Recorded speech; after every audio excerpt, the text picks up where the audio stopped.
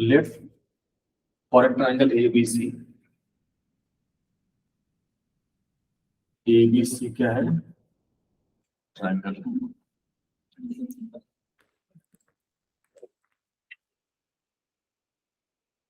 AB vector दिया हुआ है, CB वेक्टर दिया हुआ है और CA वेक्टर दिया हुआ है। बोला delta is greater than 0 and the area of triangle ABC, area दिया हुआ है, area of triangle ABC is how much?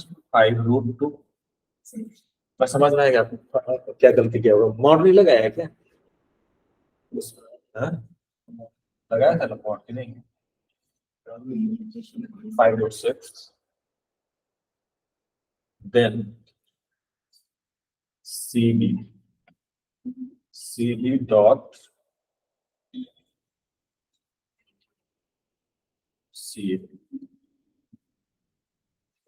CB dot CA और तीनों फैक्टर दिया हुआ है। ये तो इजी क्वेश्चन लग रहा है नहीं?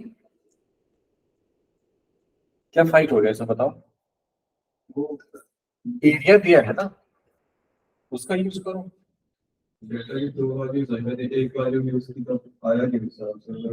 तो एरिया ऑफ ट्राइंगल का क्या होता है? Half into adjacent side. Adjacent side कौन सा पता है आपको? ए भी पता है और सी ए पता है। हाँ नहीं, सीबी से तो ज्यादा पता है ना उसमें। थोड़ा नहीं, दो चीज उसमें कम है ना, उसको यूज कर लेते हैं हम लोग। और इसमें मॉड भी लगेगा, एरिया ऑफ ट्रायंगल में मॉड भी लगेगा। क्या लगेगा? हम लोग ले लेंगे ए बी क्रॉस सी ए, या हम ए बी क्रॉस ए सी लेना चाहिए, लेकिन वो फर्क नहीं पड़ेगा क्योंकि आप मॉड ले रहे हो ना, तो मैनेज हो जाएगा वो। समझ लो, तो ए सी ले लो या सी ए ले लो।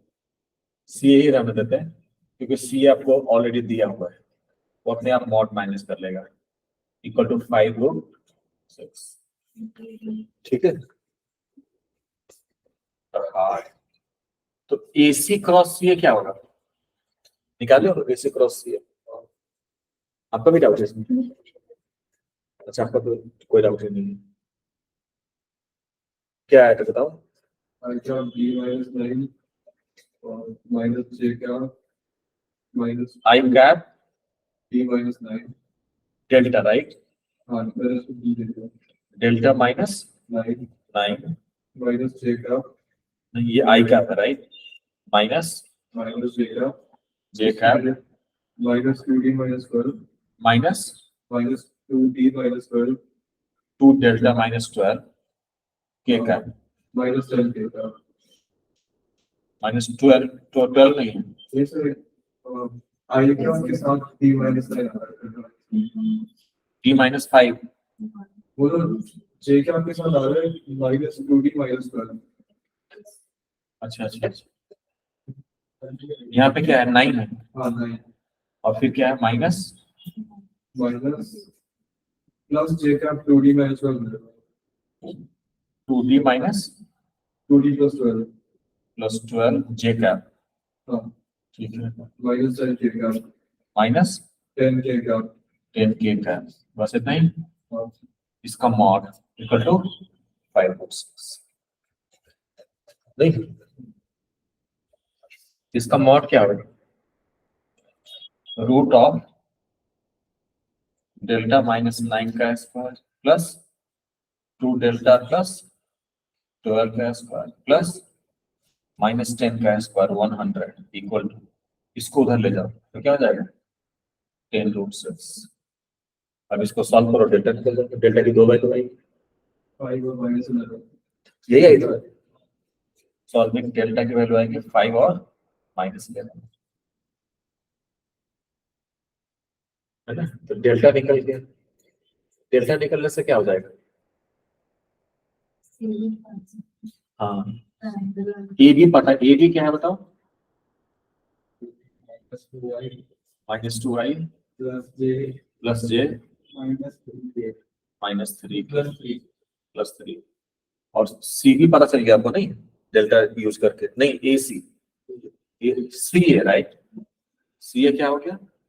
4i plus 3j 4i + 3j, delta को डेल्टा ही नाम देते हैं क्योंकि 2 है, ठीक है। तो हमें क्या निकालना है? सी बी डॉट सी है, तो सी भी निकल जाएगा कैसे? वेक्टर एडिशन से। कैसे? देखो सी ए प्लस ए बी किसके इक्वल होगा क्रिस बताओ तो? c plus c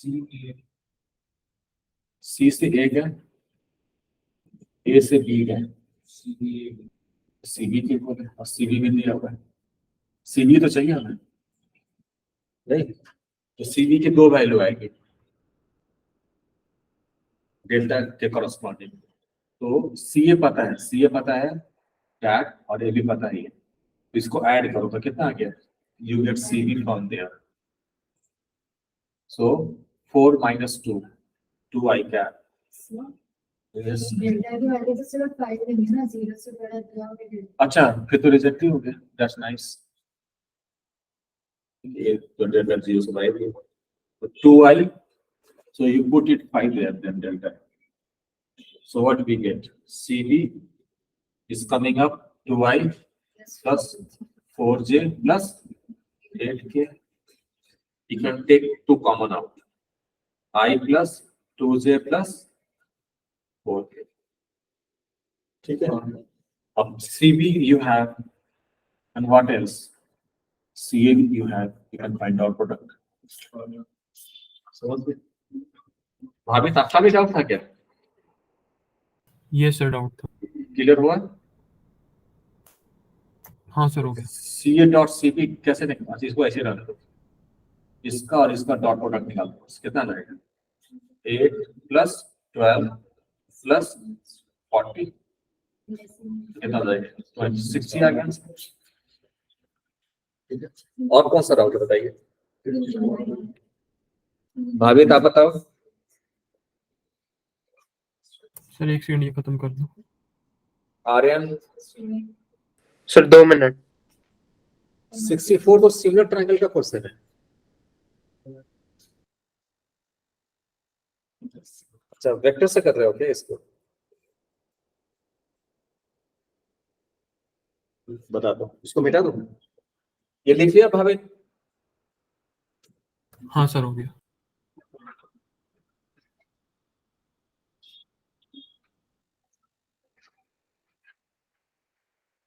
$64 let PQR be a triangle.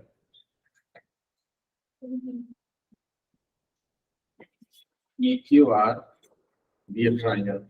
The point A, B, and C are the sides. The points A, B, and C are the side QR, RP, and PQ respectively, such that this the figure of a triangle, the point A, B, C are huh? अच्छा on the side, right? वही होना चाहिए, ऊपर missing right लग रहा है। PQR is a triangle. The point A, B, C are on the side QR. QR पे क्या है? A. RP पे क्या है बेटा? B. और PQ पे क्या है? C. Respectively. Such that QA by AR equal to RB by BB equal to PC by CQ equal to 1/2. Then area of triangle PQR upon area of triangle ABC. अच्छा, एक फंडा होता था ना 10th क्लास में, अगर दो triangle similar है तो उसके एरिया का रेशियो क्या होता है, उसके साइड के रेशियो के स्क्वायर की गुण होता है। ये देखो ना, क्यू ए, क्यू ए क्या है, इधर है, Q A upon A R equal to R B upon D B equal to P C by C P. कैसे किया आपने सामने जी? पता था कि सुपर रेशियो वाला क्या तो कौन सा ट्रायंगल है ये, मिड पॉइंट थोड़ा ना है, लेकिन कहाँ मिड पॉइंट दिया है, एबीसी मिड पॉइंट नहीं है।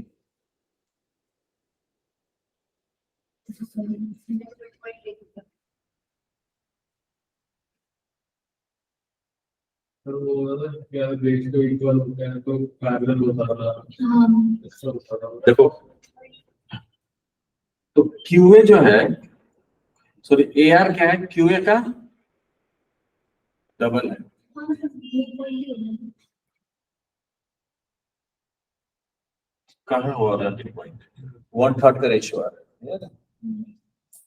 तो क्यूए तो इतना ही है ना बेटा, और तो ए आर जो है ना 2 टाइम्स क्यूए है, ये बड़ा है, तो इसको एक्स मानेंगे ये 2x हो जाएगा, है ना? वैसे आर बी, नहीं इसको बीपी, बीपी को वाई मानते हैं, बीपी को वाई मानते हैं, नहीं बीपी को वाई नहीं मानेंगे, आरबी को वाई मानेंगे, आरबी को वाई मानेंगे, तो बीपी कितना हो जाएगा, 2 टाइम्स आर तो हो जाएगा। ठीक है, व्हाट एल्स, पीसी, हाँ पीसी को जेड मान लेंगे, तो सी की हो जाएगा 2 टाइम्स पीसी, 2 टाइम्स जेड। ठीक है, अब हमें किसका रेशियो चाहिए, P Q R, P Q R triangle and ABC triangle, ABC triangle का रेशियो चाहिए।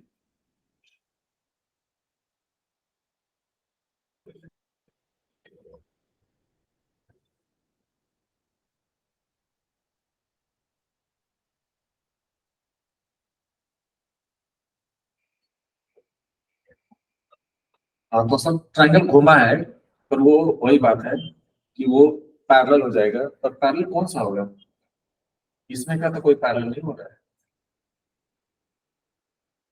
ये जेड है 2y है, ये 1/2 है, 2/1 है।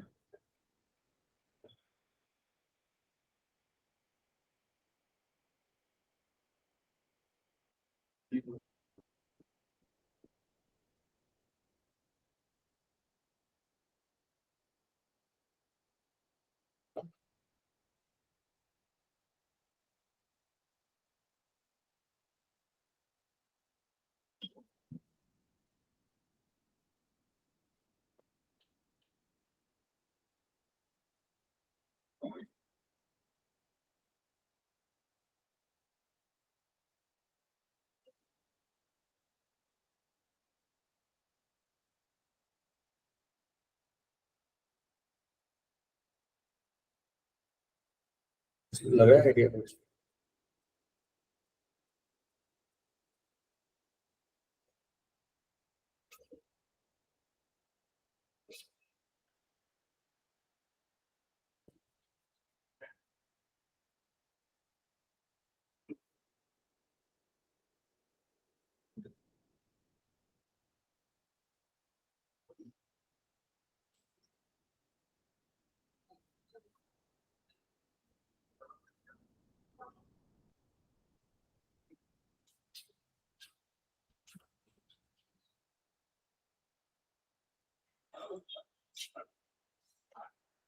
वेक्टर ही लगाना पड़ेगा, सिंगल ट्रायंगल तो नहीं लग पाएगा, वेक्टर ही लगाना पड़ेगा।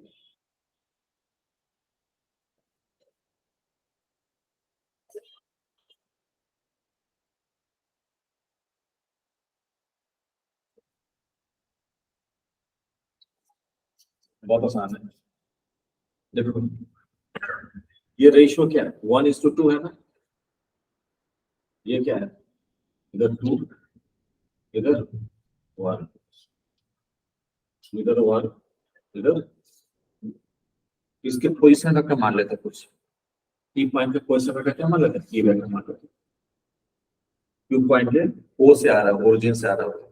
याद है ना, ऐसे बहुत सारे क्वेश्चन किए थे पिछले क्लास में, देखा था अपने रिकॉर्डिंग। Q पॉइंट के पोजीशन वेक्टर मान लीजिए आप Q वेक्टर, और R पॉइंट का ले लीजिए R वेक्टर। समझ गए? तो आप A का निकाल सकते हो पोजीशन वेक्टर सक्सेस फार्मूला से, Q और R के टर्म में नहीं निकाल सकते।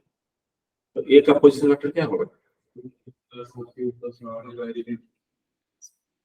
हाँ, 1 into R plus 2 into Q। वैसे B का पोजीशन वेक्टर बता सकते हैं। B का पोजीशन वेक्टर क्या होगा? ये रेशियो मान, तो 1 into P होगा ना, प्लस 2 into R।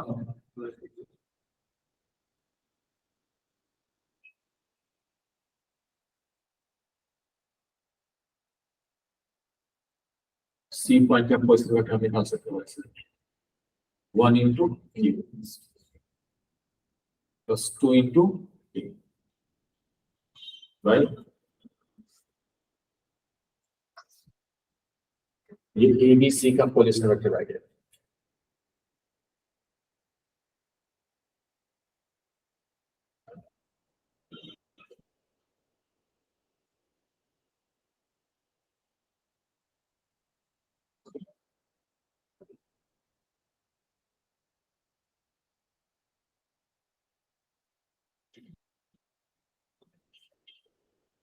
अच्छा, एक और रिलेशन दे दो, इसमें डायरेक्शन दे देते इसमें।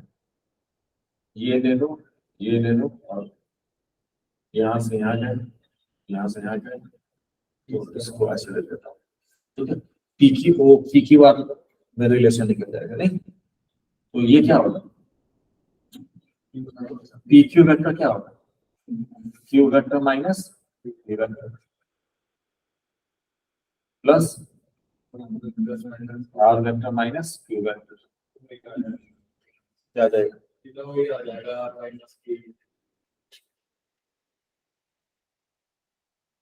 आर माइनस, अच्छा यहाँ से भी आ रहा था, अपने आप ही आ जा रहा है, आर माइनस क्यू से क्यू कट जाएगा, आर वन से भी आर माइनस पी आ रहा है, तब पी क्यू आर में रिलेशन नहीं आएगा फिर।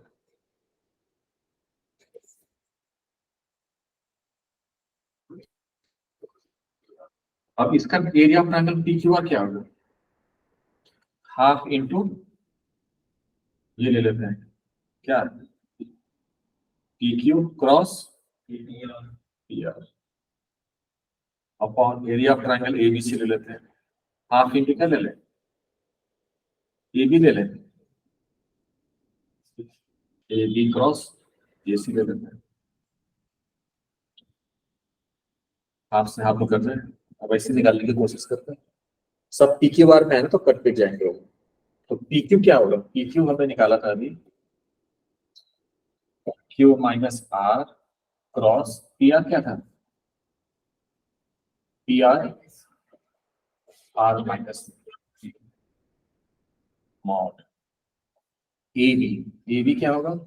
दैट माइनस दिस, क्या हो जाएगा? तो पी में से एक आर चला जाएगा, P plus R minus 2 Q, P plus R minus 2 Q, denominator तो सेम ही है, राइट? क्रॉस कौन कौन सा वेक्टर चाहिए? एसी दिया, तो क्या हो जाएगा?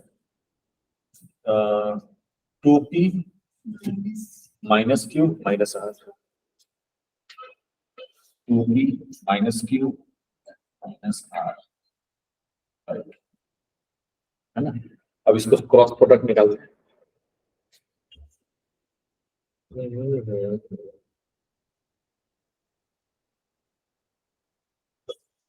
बाई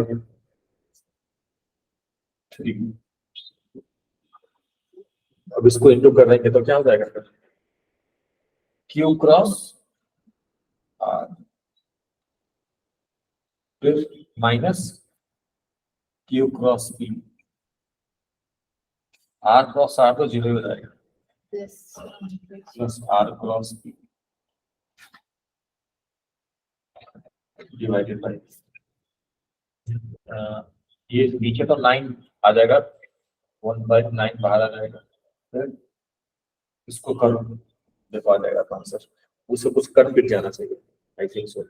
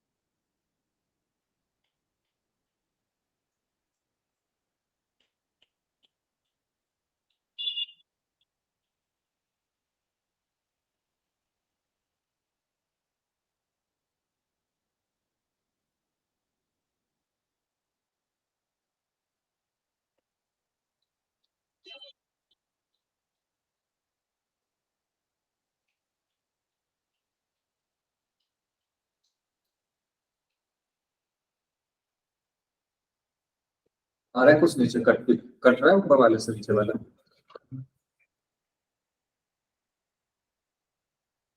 भाभी सॉल्व कर रहे हो बेटा? जी सर।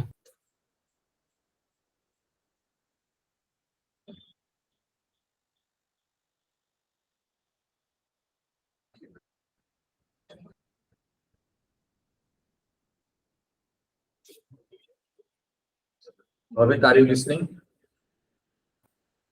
मैंने हाँ बोला तो सॉल्व कर रहा हूँ। आवाज नहीं आ रही, स्पीक लाउडर। सर अब आ रही है आवाज? हाँ अब आ रही है।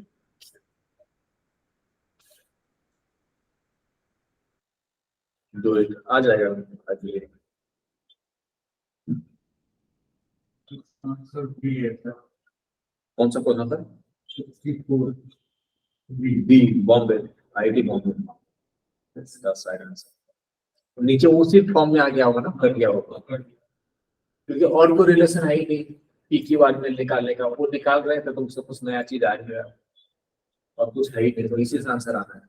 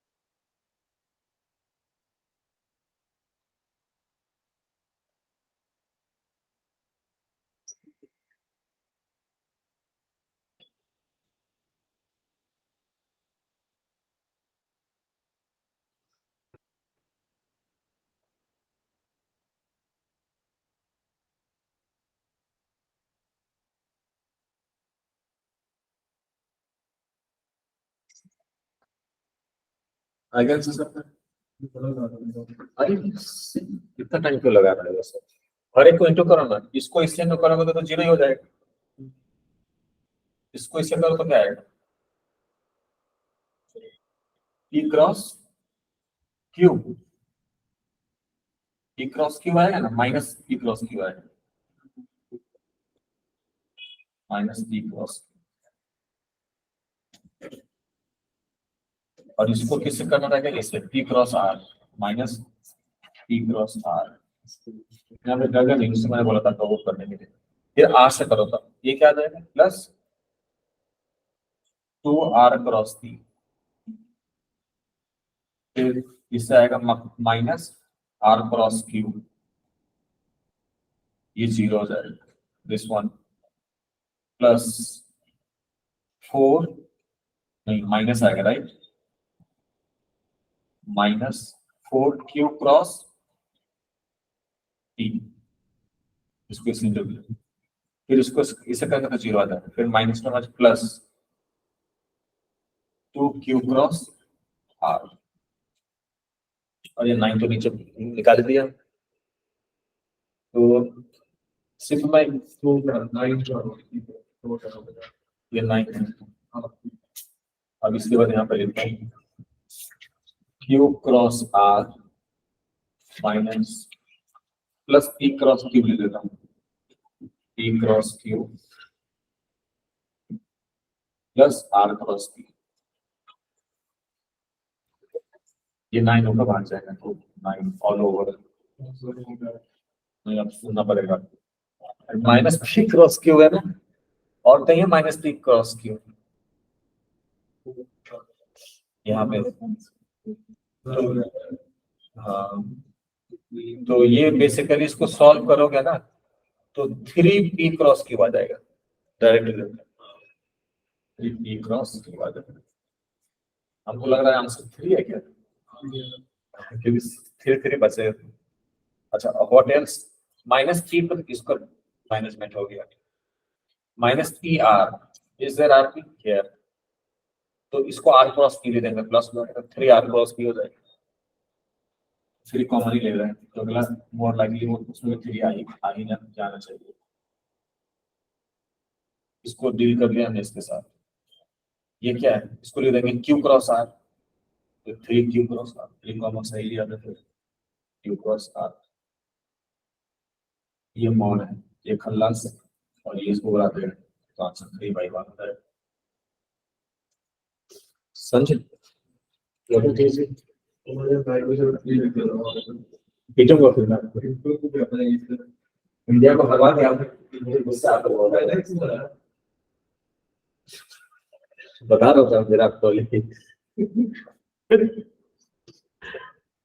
एक बहुत कम रन बनाया यार, 240 में कैसे आउट हो गया समझ नहीं आ रहा है। साउथ अफ्रीका के खिलाफ तो 396 बना दिया था, 797, हाँ वही है। ऑस्ट्रेलिया ऐसे खतरनाक टीम है बहुत पहले से ना वो, हाँ। अभी तो उतने स्ट्रॉन्ग नहीं है, 2001, 2, 3 के आसपास ऑस्ट्रेलिया इतने स्ट्रॉन्ग थी कि उसको कोई हरा ही नहीं सकता। जिस समय वो था रिकी पॉन्टिंग, ब्रेफली, मैकग्राथ, उस समय कोई ऑस्ट्रेलिया को हरा ही नहीं सकता था, वो बॉलर ही उतने स्ट्रॉन्ग थे ना, उसको ब्रेफली और मैकग्राथ टिक नहीं पा रहे थे भाई। चलो नेक्स्ट क्वेश्चन कौन सा है? 100।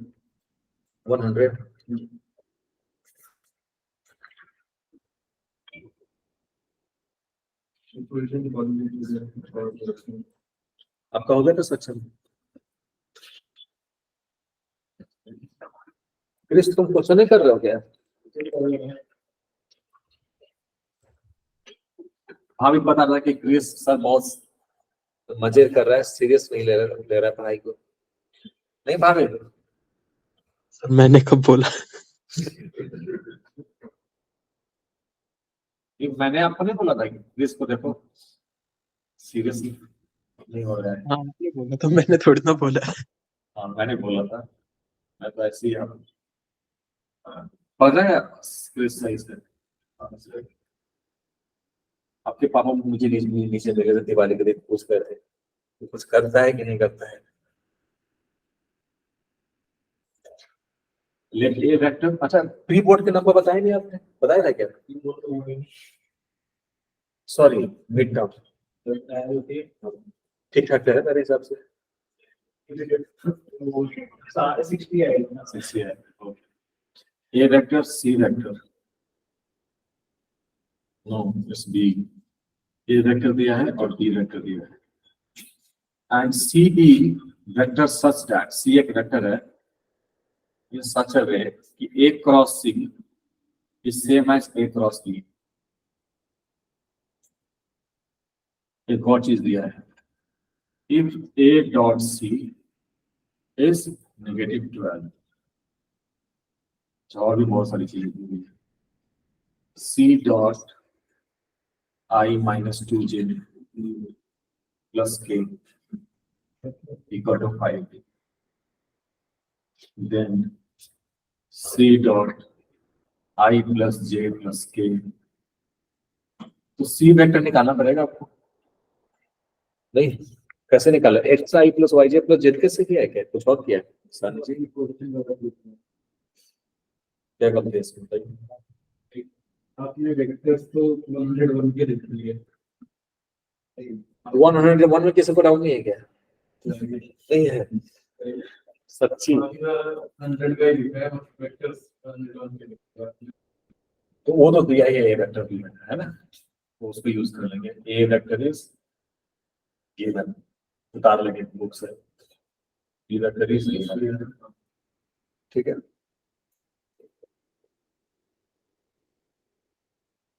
ये वाला का अल्फा भी हाँ ये में alpha vector alpha unknown, A vector दिया है, बी वेक्टर दिया है, and C vector such that A cross C equal to A cross B.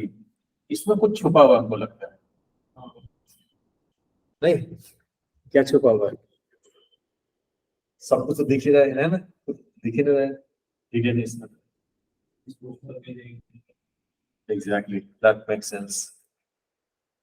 अब इसको इधर ले आओगे ना तो डिस्ट्रीब्यूटिव प्रॉपर्टी लग जाएगा फिर आपको। तो A cross C minus A cross B equal to 0। तो इसको क्या लिख देंगे? A cross C minus B equal to 0 vector. यहाँ से पता चल गया कि ए जो है सी माइनस बी के पैरेलल है, और you can say C minus B is lambda times A vector. या एक और भी चीज हो सकता है, अच्छा अगर इन दोनों का क्रॉस प्रोडक्ट 0 है, ये दोनों पैरेलल है, और क्या हो सकता है? Is there other possibility? अगर क्रॉस प्रोडक्ट 0 है तो थोड़ा ना कोई जरूरी है कि पैरेलल ही होगा हमेशा, तो वो तो वही तो है ना, पैरेलल मतलब कोलिनियरी तो है वो। हाँ, एक्स क्रॉस वाई 0 वेक्टर है, इसका मतलब है या तो दोनों में से कोई एक 0 रहा होगा, या दोनों कोलिनियर रहे होंगे। तो 0 हो सकता है क्या दोनों? क्यों नहीं हो सकता? ये तो दिया ही हुआ है, मैग्नीट्यूड ही 0 नहीं हो सकता। सी इक्वल टू बी हो सकता है क्या? हाँ हाँ, सी इक्वल टू बी हो जाए तो हो सकता है 0। हाँ, क्योंकि पता है सी इक्वल टू बी नहीं रहा होगा, पता है क्यों? क्यों नहीं रहा होगा?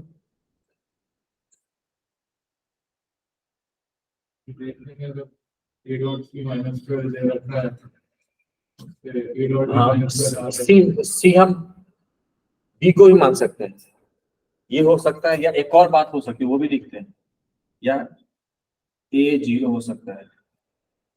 ये तो रिजेक्ट हो गया क्योंकि ए का मॉड 0 नहीं है, और सी माइनस बी भी तो 0 हो सकता है, सी इक्वल टू बी वेक्टर भी हो सकता है, ये भी पॉसिबिलिटी अभी नहीं रिजेक्ट करता है। समझ रहे हो ना कि क्रॉस प्रोडक्ट 0 होने का मतलब either of them can be 0 or collinear. So what else? So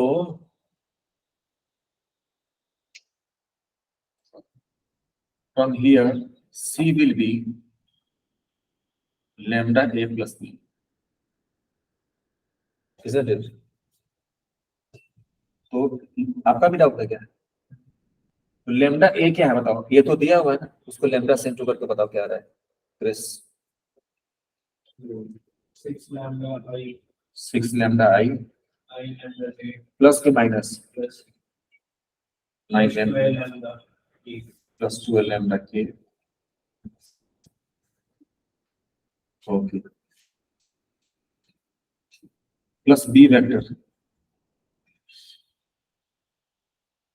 B vector तो दिया ही हुआ है, बताओ क्या दिया हुआ है? अल्फा आई अल्फा आई लैम्डा जे प्लस 11j -2 माइनस 2, ऐसे क्या दर्शाना चाहिए? तो 6 लैम्डा प्लस अल्फा आई प्लस 9 लैम्डा प्लस, देखो एक्स आई प्लस वाई जे प्लस जेड के वाला जो है ना, वो सबसे एंड में मानना जब कोई ऑप्शन नहीं रहे तो, है ना। उसे भी कुछ एक क्वेश्चन हमने किया था, उसे करना पड़ा था, याद है। और वो सबसे एंड ऑप्शन, लास्ट ऑप्शन।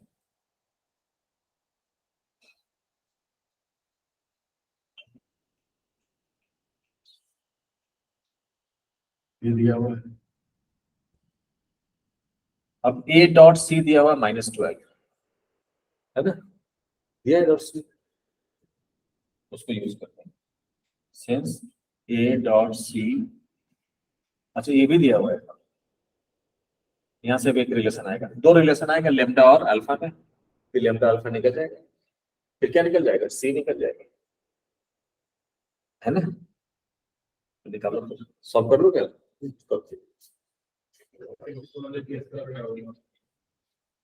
इस वाले केस का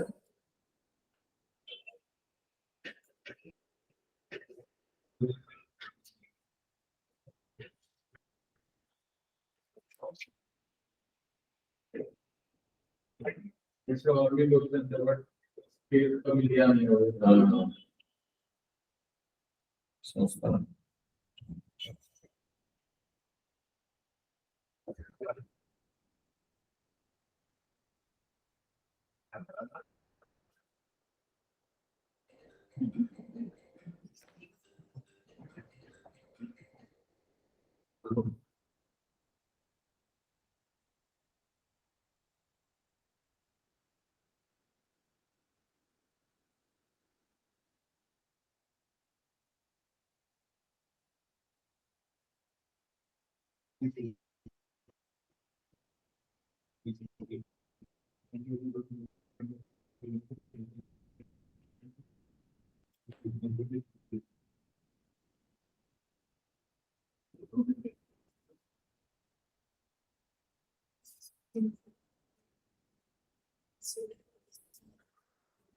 हाँ, तो उसमें क्या करो, अच्छा वो उसको ऐसे सी इक्वल टू बी कर, समझ गए।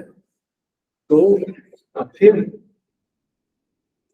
बी के साथ मतलब सी ही बी हो गया, तो ए डॉट सी -12 करके वो निकल जाएगा, अल्फा निकल जाएगा, और फिर अल्फा निकलने से बी पता चल जाएगा, बी पता होने से सी पता चल गया, और फिर इसके साथ 5 आना चाहिए, अगर आ जाएगा तो, नहीं आएगा तो गलत, समझे बात को।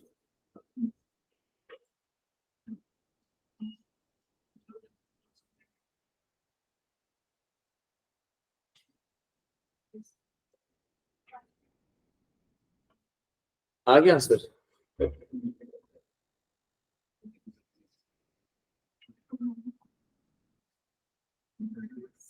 तो भाई अब थोड़ी ना गर्मी लानी पड़ेगी परफॉर्मेंस में, मतलब कि थोड़ा जुनून से का, कल क्लास रखेंगे सुबह, अब जा रहे हो बीएमसी, फायदा हो रहा जाने से, कितने पैसे रहता है बीएमसी, है ना। अभी कुछ एक्स्ट्रा क्लास करके 11 का सिलेबस निकालना पड़ेगा ना यार। तो कल कितने बजे रखें क्लास? आप सिर्फ केमिस्ट्री की क्लास लगाना, वो क्लास कब है आपकी?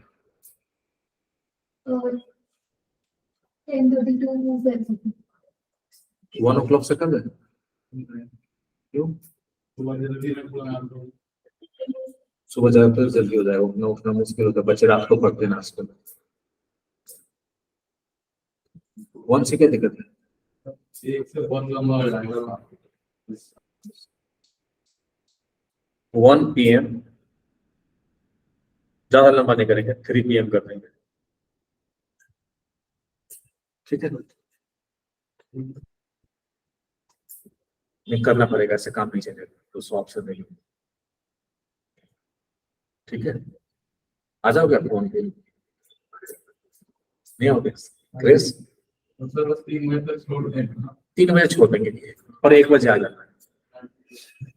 2 घंटे की क्लास में बस हो गया। अगर 159 हो तो 350, 1 आवर तो 300, ऐसे कर दो। 2 घंटे में छोड़ देंगे क्योंकि मुझे पता है और भी सब्जेक्ट पढ़ना है, ठीक है। तो कल 1 to 3 PM 11 revision.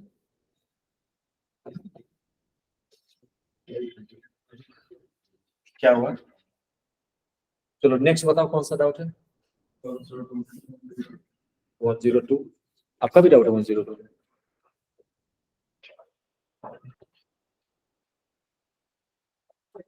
One zero two ए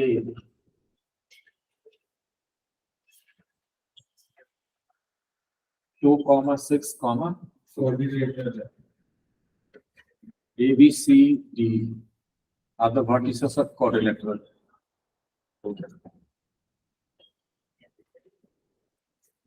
ये नहीं दिया पैरेललोग्राम, फिर भी मैंने ऐसे ही बना दिया। क्यों बना दिया? क्योंकि मुझे बस उसी का फॉर्मूला पता है, इसलिए। आप पर बोल नहीं रहे कि पैरेललोग्राम ही होगा, कुछ और भी होगा, कभी कोई दिक्कत नहीं, 2 ट्रायंगल बना के कर लेंगे, उसका फॉर्मूला नहीं होता उसे देगा। तो 6 2 बी पॉइंट दिया -40 कॉमा लैम्डा, और सी पॉइंट क्या दिया 2,3 कॉमा -1, और डी पॉइंट दिया है 4,5 कॉमा 0, और मॉड लैम्डा दिया है less than equal to 5। Are the vertices of whatever ABC, if the area if its area of quadrilateral is 18 square unit, find 5 minus 6 lambda mod। मतलब lambda निकालना पड़ेगा। क्यों नहीं होगा? 2 ट्रायंगल में बांट दो उसको। नहीं, लेकिन 2 ट्रायंगल में लैम्डा तो अननोन है, लेकिन दोनों को ऐड करके 18 कर देंगे। ऐसे क्या मुझे इसको 2 ट्रायंगल में डिस्ट्रीब्यूट कर दो, area of triangle ABC plus area of triangle BCD together is 18। ABC के एरिया निकालने के लिए AB क्रॉस AD कर लो, half mod AB cross AD plus half mod BCD का निकालने के लिए आप क्या कर दो, ये कर दो CD और CD ले लो, CD cross CD equal to 8। 2 ना ले आके 36 कर देना, इसके बाद तो निकल ही जाएगा, ठीक है। तो आप क्या कर रहे हो?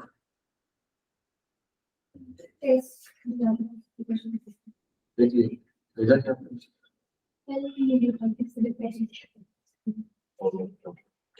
मैंने बोला था कल करेंगे टेस्ट।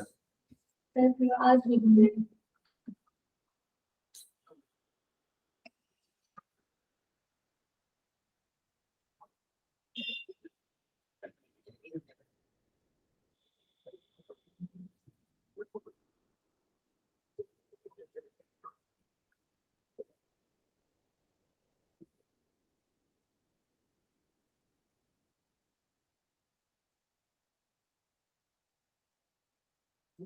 समझ में आ रहा है क्रिस? चलो सॉल्व करो।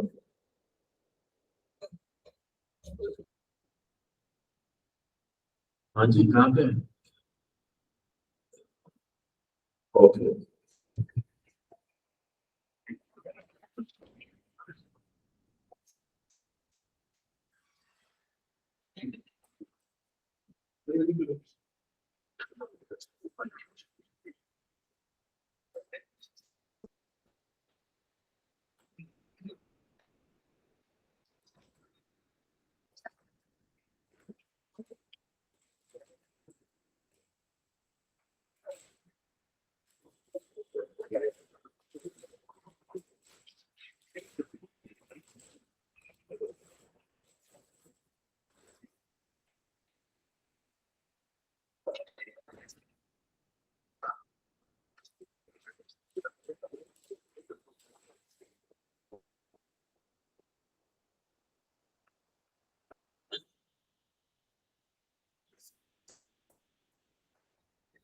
और कितने डाउट्स हैं? खत्म हो गया? 10 लोग।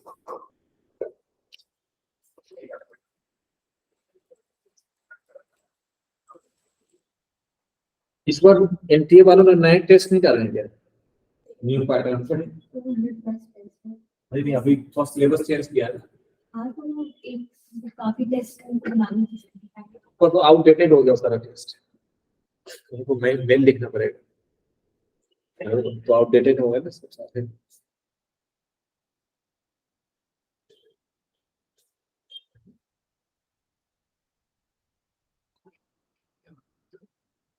लोग के पास काम नहीं करते, यही करते हैं, पहले तो काम कर लिया कुछ, है ना, कुछ काम है नहीं, फिर चेंज करके फिर उसी काम को दोबारा करो। नहीं, फिर उनको भी सारे सैंपल पेपर बनाने पड़ेंगे एनटीए के लिए। आ गया सर? चलेगा।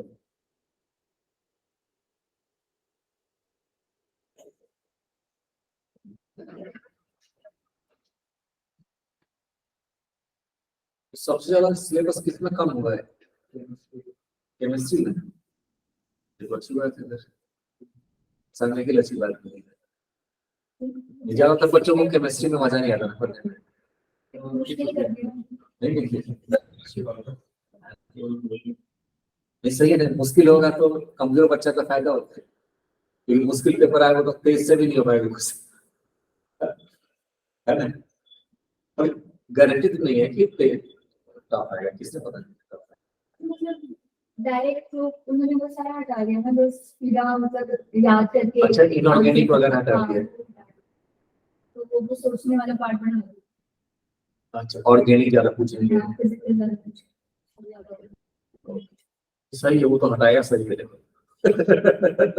उसका कोई यूज नहीं है, तो रट के भी बच्चे नंबर ले आएंगे, वो भी सही है। स्टैट्स भी हटा दिया ना, स्टैट्स है मैथ्स में, मैथमेटिकल रीजनिंग हटा दिया।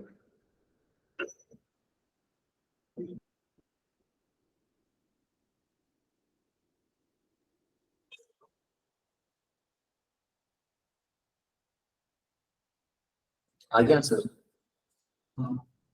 गुड। प्लेन हटा दिया बस। प्लेन हटा दिया, थ्री में कुछ बचा ही नहीं, फिर 9 बचा बस। जेई में से बैठ गया। हाँ, तो बस एनसीईआरटी में जो किया ना वही कर दिया फिर पूरा।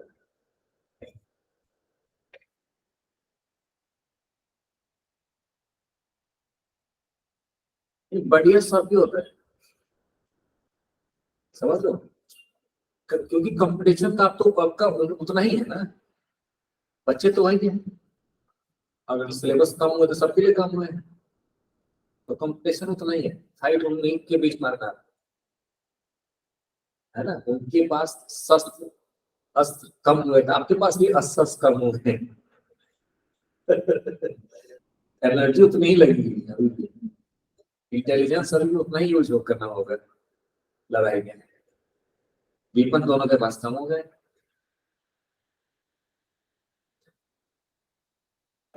फाइट तो अभी उतना ही मारना पड़ेगा जितना। सर आंसर 11 है। आंसर लेगा नहीं क्या? हाँ सही है, गुड।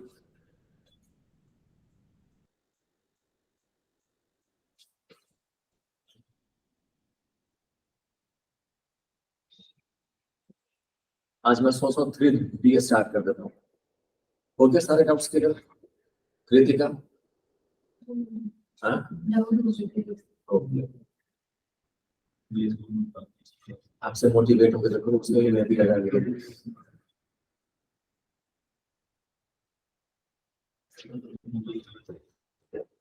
तो एक बार दिखाना जरा 3D का सिलेबस क्या है, एक बार पढ़ लो।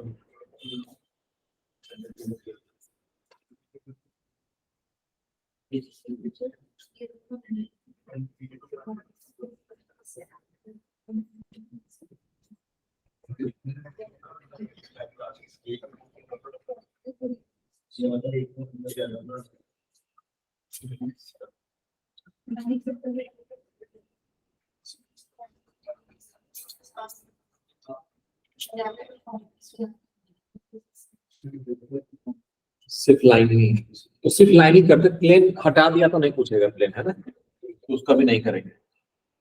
अगर वो धोखा देंगे तो फिर अफेयर में पड़ जाएंगे। ओके, 3D सुनो ध्यान से समझना सभी लोग, आगे सबका आंसर आ जाएगा, घर पे कर लेना फिर, ठीक है। अब इसमें थोड़ा 11th वाला भी लिख दिया उसने, पहले अंडरस्टूड होता था कि 11th वाला तो यूज होता ही है। तो आपको ये बताओ 3D में उसने बताया था, वेक्टर पढ़ाया था थोड़ा सा कैसा, देखना कितना पता चल जाएगा मुझे।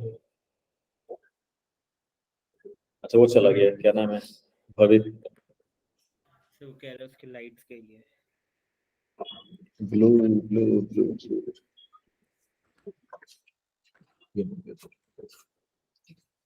भावित, मिस्टर आनंद, भावित के नाम में बस है आनंद, पर रहता है दुखी है, दुखी, आनंद निकाल दिया उसका नाम से।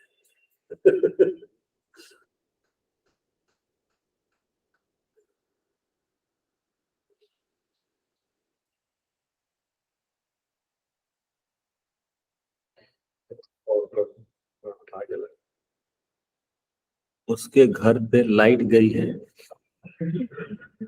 उसको बोलो ना मोबाइल से ज्वाइन कर ले। हाँ आ गया भावित, आ गया भावित, क्या हो गया बेटा, लाइट चली गई थी। लगता है आपने अपने नाम से आनंद को हटा दिया है। हाँ नहीं सर, आनंद को रखो, है ना। अच्छा अब देखिए बच्चों, क्रिस बताएगा एक्स एक्सिस कौन सा है,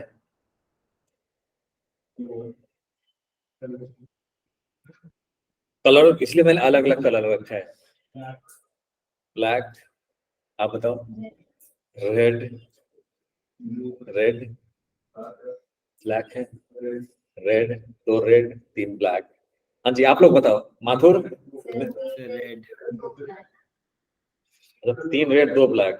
अच्छा मिस्टर माथुर, रेड है red, Aryan, sir red. Bhavit, sir red. सोच रहा मतलब रेडी बोलेगा फिर, बताया था ना जो आपकी तरफ पॉइंट कर रहा है वो क्या है, एक्स एक्सिस। फिजिक्स में थोड़ा अलग होता है ना, जो अभी 3 वेक्टर में भी सिखाया था मैंने, 11 में भी सिखाया था 3D में।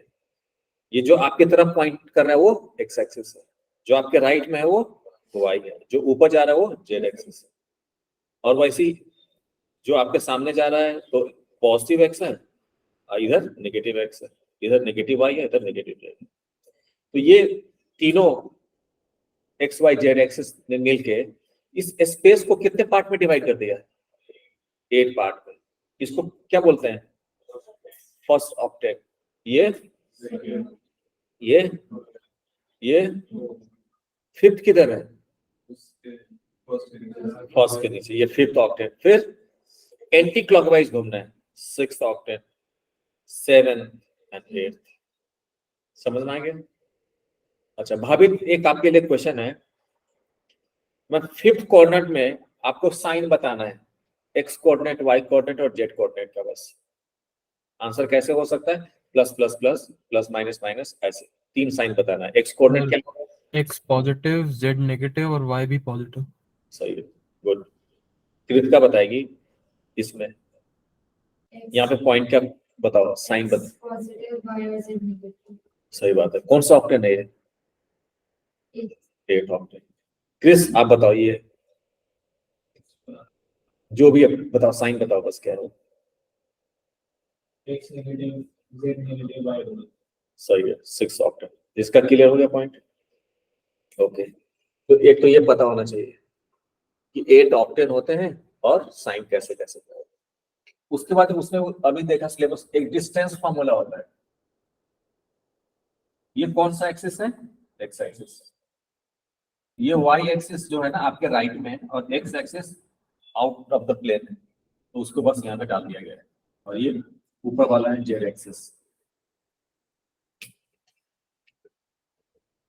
तो अगर दो पॉइंट दिया हुआ है स्पेस में, एक पॉइंट है x1, y1, z1, एक पॉइंट है b, x2, y2, z।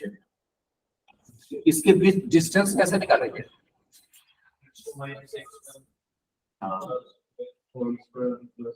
Distance, इसका नाम है distance formula.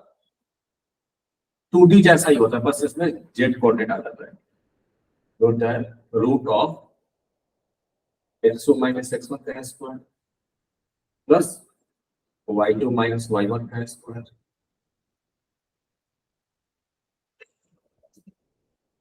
Whole square plus z2 minus z1 का। समझ गए? ये होता है डिस्टेंस फॉर्मूला। एक होता है सेक्शन फॉर्मूला भी होता है। सेक्शन फॉर्मूला जो 2D में था ना वैसा इसमें भी होगा, बस इसमें z कोऑर्डिनेट आ जाएगा। अगर मान लो एक पॉइंट है, ये A पॉइंट है, ये B पॉइंट है, एक पॉइंट है P। अगर ये P पॉइंट AB को m/n में डिवाइड करना था, P के कोऑर्डिनेट का फॉर्मूला क्या होगा?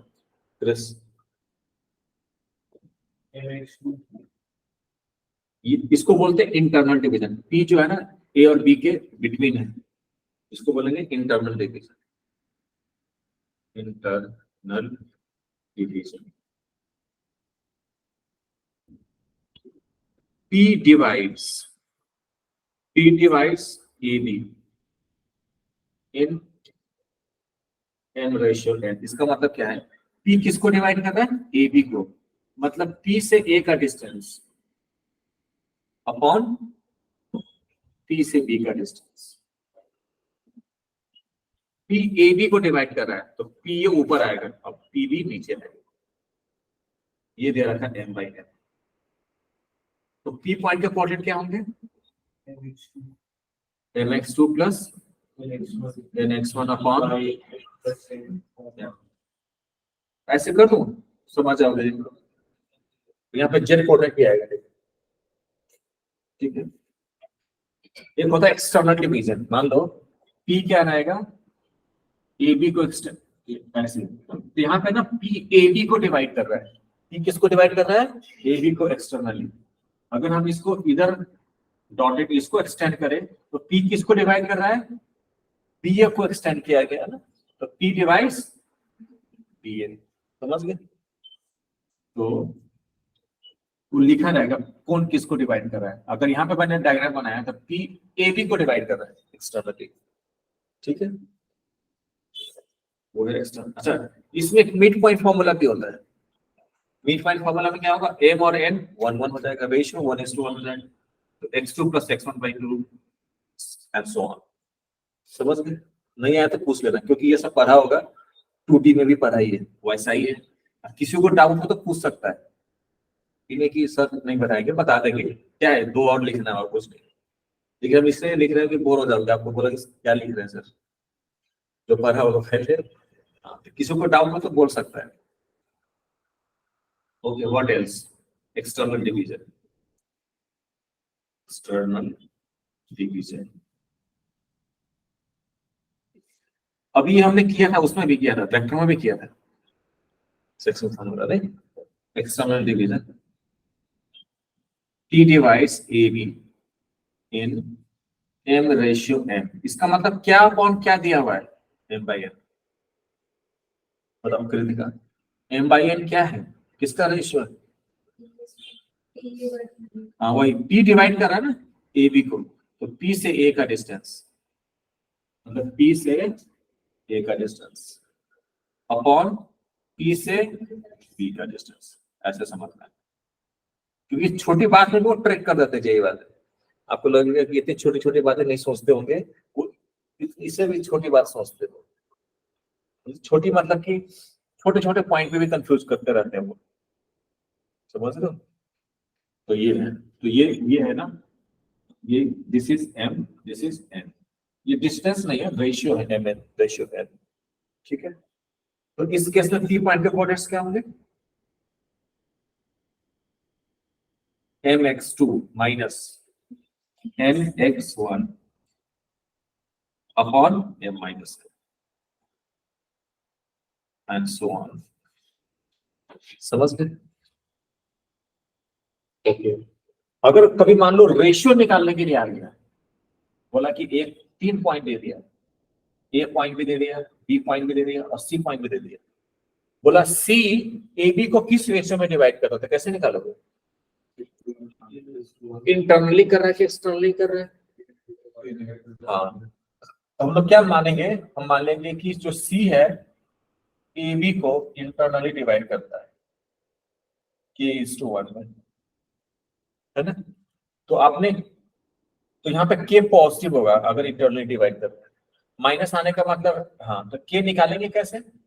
पहले c के कोऑर्डिनेट निकालेंगे, सेक्शन फॉर्मूला से a और b दिया रहेगा, फिर उसको इक्वेट करेंगे c के कोऑर्डिनेट से, k निकल जाएगा। अगर k पॉजिटिव आया तो इंटरनल डिवीजन और नेगेटिव आया तो एक्सटर्नल डिवीजन। वो लिखवा उस पॉइंट को छोड़ दो, वो लिखा हुआ है 2D में भी लिखा हुआ है, ये 11th में था ये सब, 3D में लिखना है तो लिख लो, नहीं लिखना तो 1 मिनट सांस ले लो। और वेक्टर 3D बहुत स्कोरिंग होता है, पहले बता दिया, 3 क्वेश्चन आएंगे वेक्टर 3D पे, पर गारंटी नहीं है आजकल, वो नहीं, वो बात नहीं है, वो फिक्स ही नहीं है, वेटेज ही नहीं है, ब्लूप्रिंट नहीं देते ये लोग। हो सकता है किसी में कोटेड ज्योमेट्री के 10 क्वेश्चन डाल दें, हो सकता है कि 5 क्वेश्चन डाल दें वेक्टर 3D, ऐसा हो रहा है आजकल, समझ रहे हो? तो वो फिक्स नहीं है बोर्ड के तरह की ये इतने वेटेज है, ऐसा कुछ फिक्स नहीं है। और ऐसा नहीं होगा कि पूरा 3D वेक्टर आ जाएगा, ऐसा नहीं होगा।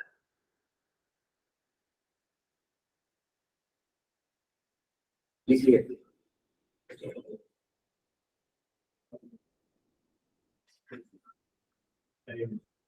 हाँ,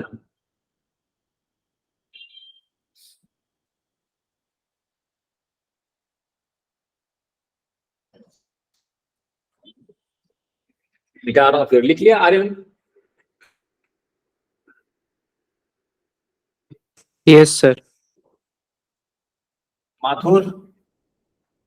यस सर।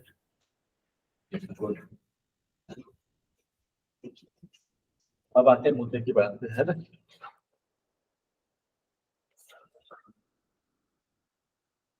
अच्छा, डायरेक्शन कोसाइन बताया था ना क्या होता है? किसका डायरेक्शन कोसाइन बताया था? वेक्टर का। तो लाइन के डायरेक्शन कोसाइन में और वेक्टर के डायरेक्शन कोसाइन में पता क्या फर्क है? लाइन के 2 डायरेक्शन कोसाइन हो सकते हैं और वेक्टर के एक ही रहेंगे।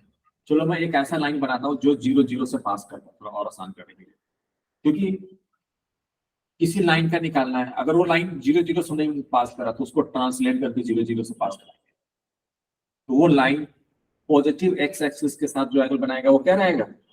अल्फा। पॉजिटिव वाई एक्सिस के साथ बनाएगा वो बीटा, और पॉजिटिव जेड के साथ बनाएगा वो गामा। वेक्टर में भी ऐसा ही है, 3D में भी ऐसा ही है, लेकिन इसके 2 डायरेक्शन को साइन हो सकते हैं, क्योंकि वेक्टर के पास एक ही कोई डायरेक्शन होता था, या तो उधर होता था या इधर होता था, लेकिन लाइन में आप उधर भी ले सकते हो या इधर भी ले सकते हो, इतना ही फर्क है दोनों के डायरेक्शन को साइन। ठीक है, तो अगर मान लो ये डायरेक्शन लिया तो डायरेक्शन कोसाइन क्या हो जाएगा? Cos alpha, cos beta, cos gamma. अगर ये डायरेक्शन ले लिया तो क्या हो जाएगा डायरेक्शन कोसाइन? हाँ, क्योंकि फिर ये देखेंगे ये कितना एंगल बना रहा है, नहीं, ये वेक्टर पॉजिटिव एक्स एक्सिस के साथ, ये अगर अल्फा था तो अब ये 180 माइनस अल्फा हो जाएगा, तो cos 180 minus alpha minus cos alpha हो जाएगा, फिर minus cos beta minus cos gamma.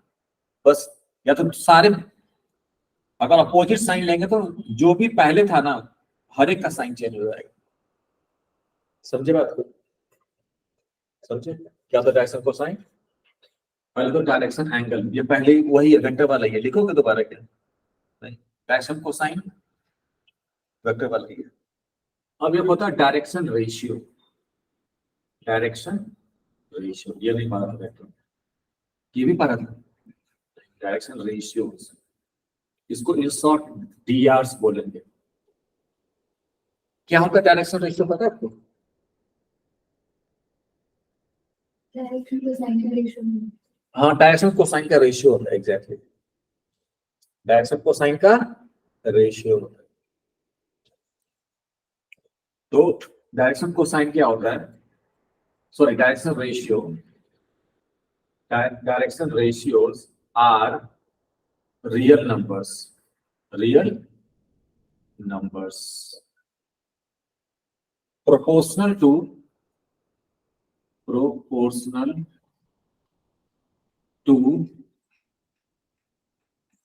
direction cosine. This is direction ratio are real numbers proportional to direction cosines. ये वेक्टर के केस में भी और लाइन के केस में भी। बस लाइन में जो डायरेक्शन कोसाइन है प्लस माइनस में भी ऑप्शन दे सकता है वो, कभी कभी एक ही देगा।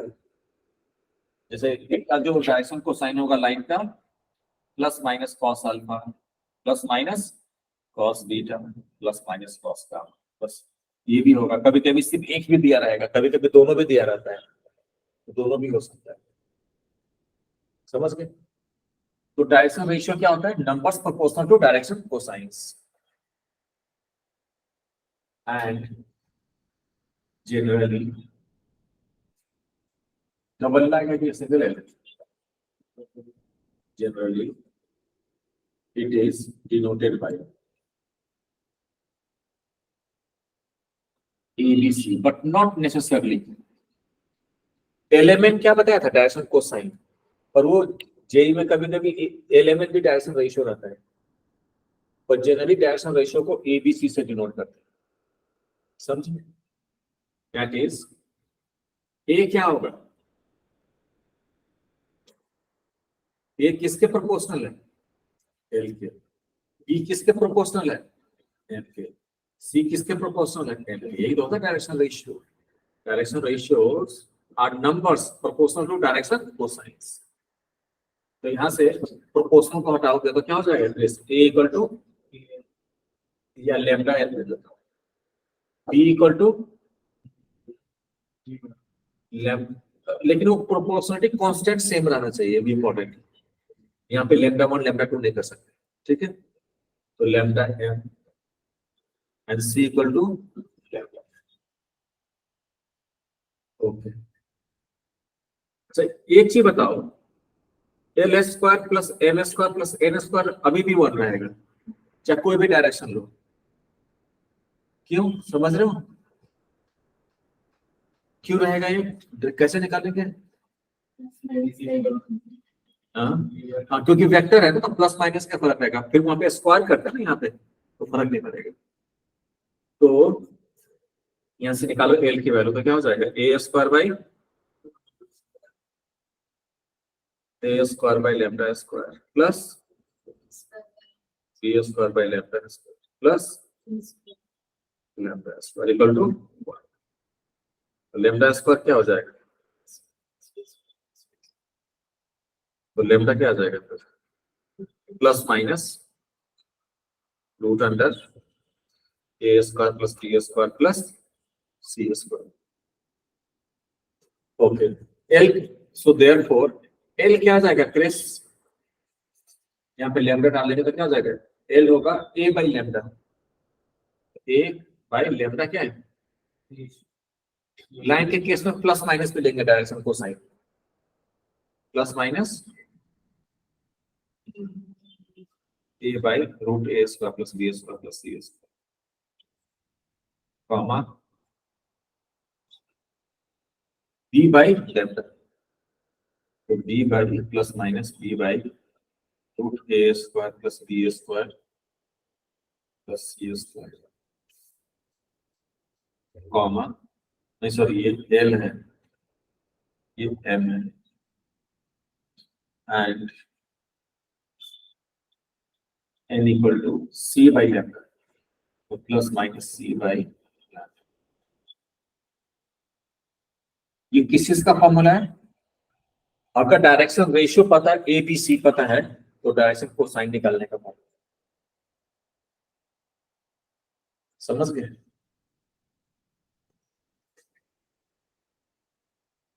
अगर A B C direction ratio पता है तो हम इससे डायरेक्शन को साइन निकाल सकते हैं इस फॉर्मूले से। इसको लिख लो और थोड़ा समझने की कोशिश करो, कोई डाउट तो पूछ सकते हैं।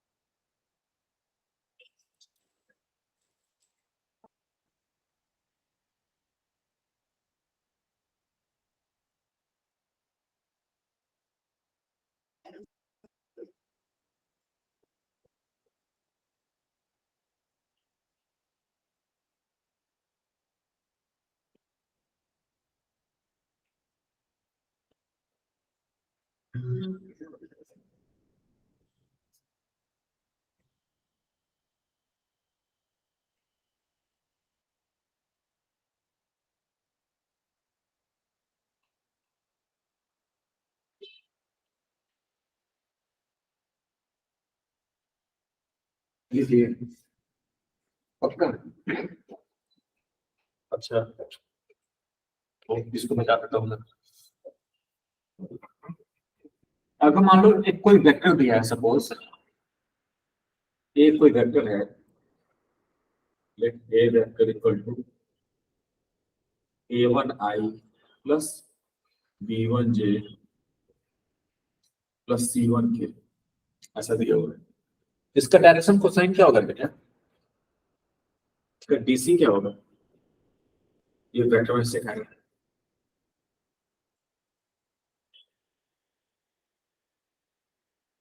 और चाहे क्यों बताओ क्या होगा डायरेक्शन?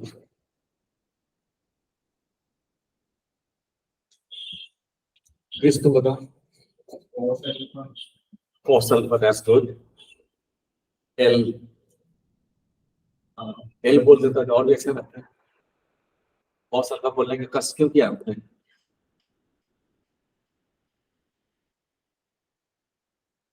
भाई भी काम बताओ तो क्या होता है डायरेक्शन कोसाइन? इस वेक्टर का डायरेक्शन कोसाइन क्या होगा?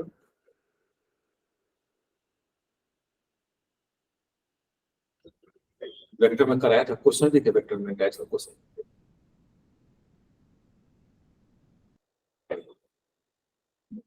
आर्यन आप बताओ।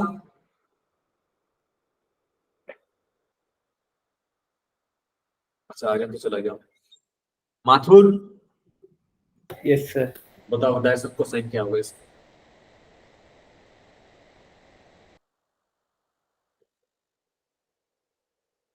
चलो आप बताओ। हाँ, वो तो cos अल्फा में बताइए, उसको लिखने की जरूरत नहीं है। a1 अपॉन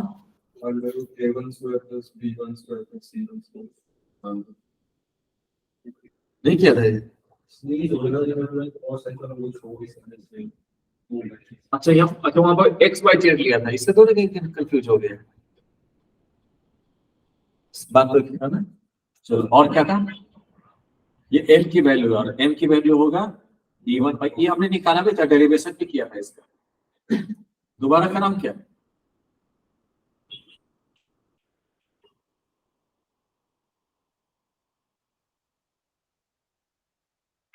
वो आर्यन चला गया क्लास। ये क्या है? डायरेक्शन कोसाइन का फॉर्मूला है ना? पक्का। सो नाउ इसका डायरेक्शन रेशियो गेस कर सकते हो क्या रहा होगा क्रिस? पहले जो टॉपिक पर है उसको और इसको कनेक्ट करो। डायरेक्शन रेशियो क्या ले सकता है इसका? एलिमेंट, वो तो कोसाइन है ना, डायरेक्शन कोसाइन है। डायरेक्शन रेशियो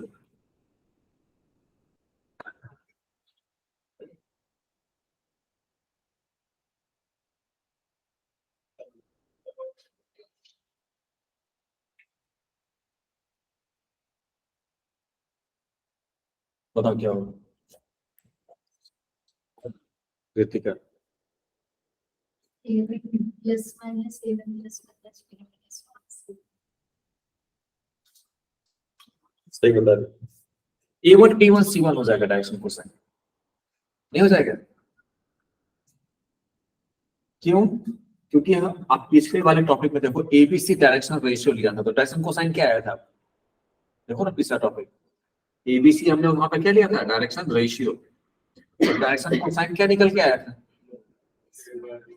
हाँ, तो यहां से नहीं पता चल रहा है कि इसका डायरेक्शन रेशियो क्या रहा होगा? नहीं पता चल रहा है, छोड़ दो, फिर नहीं पता चल रहा है। पता चलना चाहिए, ये पता नहीं चलना गलत बात है, ये बताने में दिक्कत नहीं है, पर ये पता चलना चाहिए।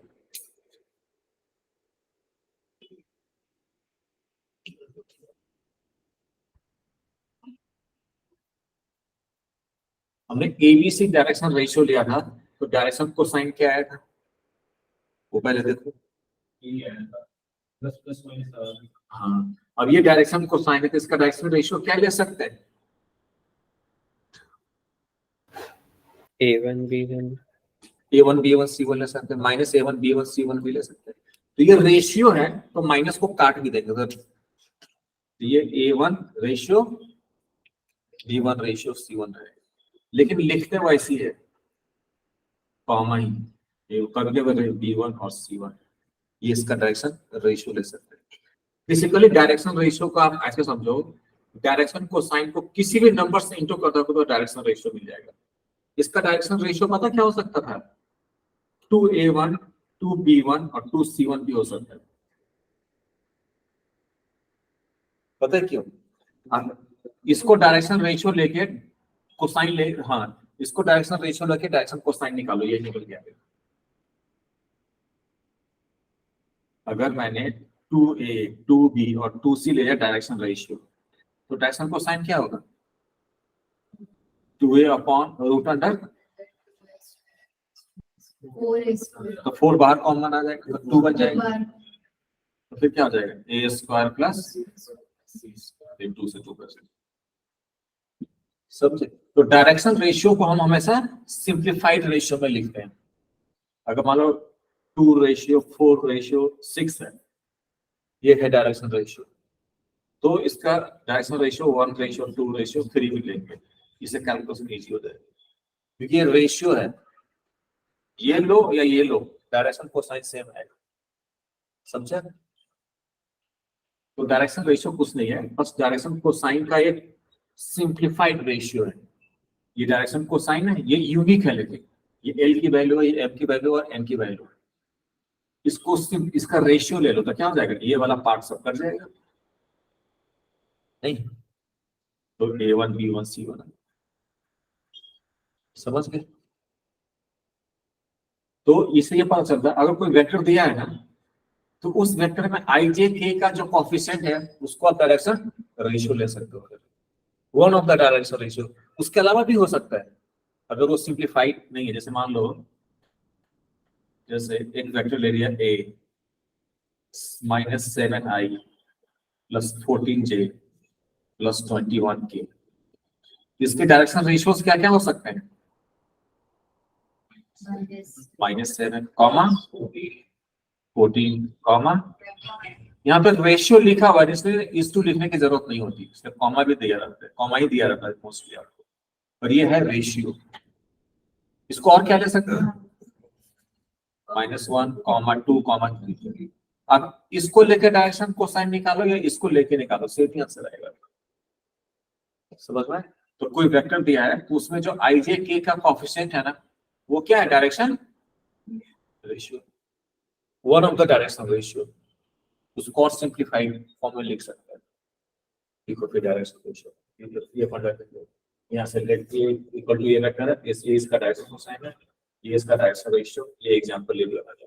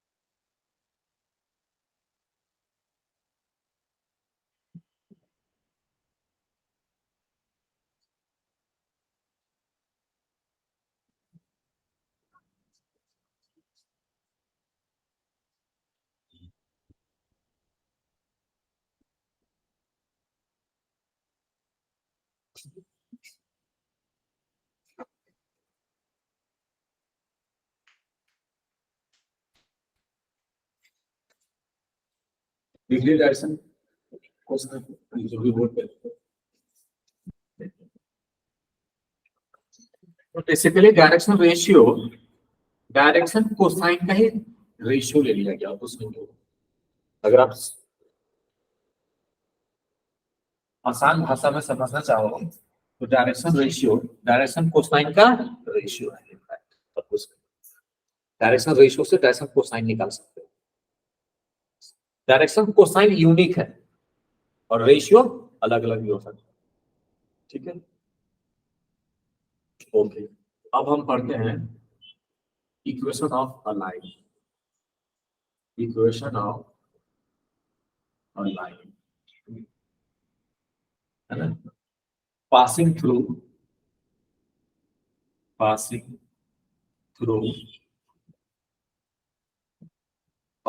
fixed point A, उसके कोऑर्डिनेट लेता हूं x1, y1, z1 and parallel to a given vector D, E vector and AI plus BJ plus C। ये दिया हुआ हाँ,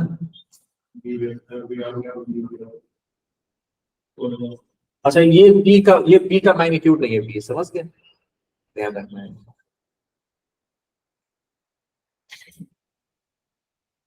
फिजिक्स में ना बी मैग्नीट्यूड नहीं लिखते हैं ना, बी वेक्टर के मैग्नीट्यूड को सीधा बी लिख देते हैं। जेई में भी आप बी लिखना सीधा डायरेक्ट, लेकिन ये बी का मैग्नीट्यूड नहीं है तो क्या करो फिर इसको मान लो तो बी वेक्टर फिर, पर बुक में भी वो ऐसे दिया रहेगा बी वेक्टर जनरली, है ना। तो हमें एक लाइन का इक्वेशन निकालना है। वो लाइन कहां से पास कर रहा है, एक पॉइंट दिया हुआ है ए, x1, y1, z1 और ये लाइन किसी एक वेक्टर के पैरेलल है, डी वेक्टर के पैरेलल है। हमें वेक्टर के नाम से मतलब नहीं, उसमें आई जे के का जो कोएफिशिएंट है उससे मतलब होता है, तो नाम हम कुछ भी दे रहे हैं। ठीक है, ये बताओ इस वेक्टर का डायरेक्शन कोसाइन और इस लाइन का डायरेक्शन कोसाइन में क्या फर्क है।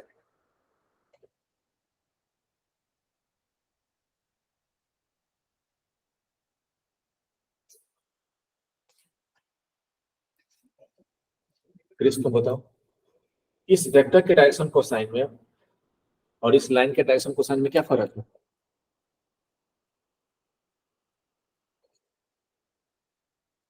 अगर मान लो इस वेक्टर का डायरेक्शन कोसाइन lmn है तो इस लाइन का डायरेक्शन कोसाइन क्या होगा, लैम्डा ln।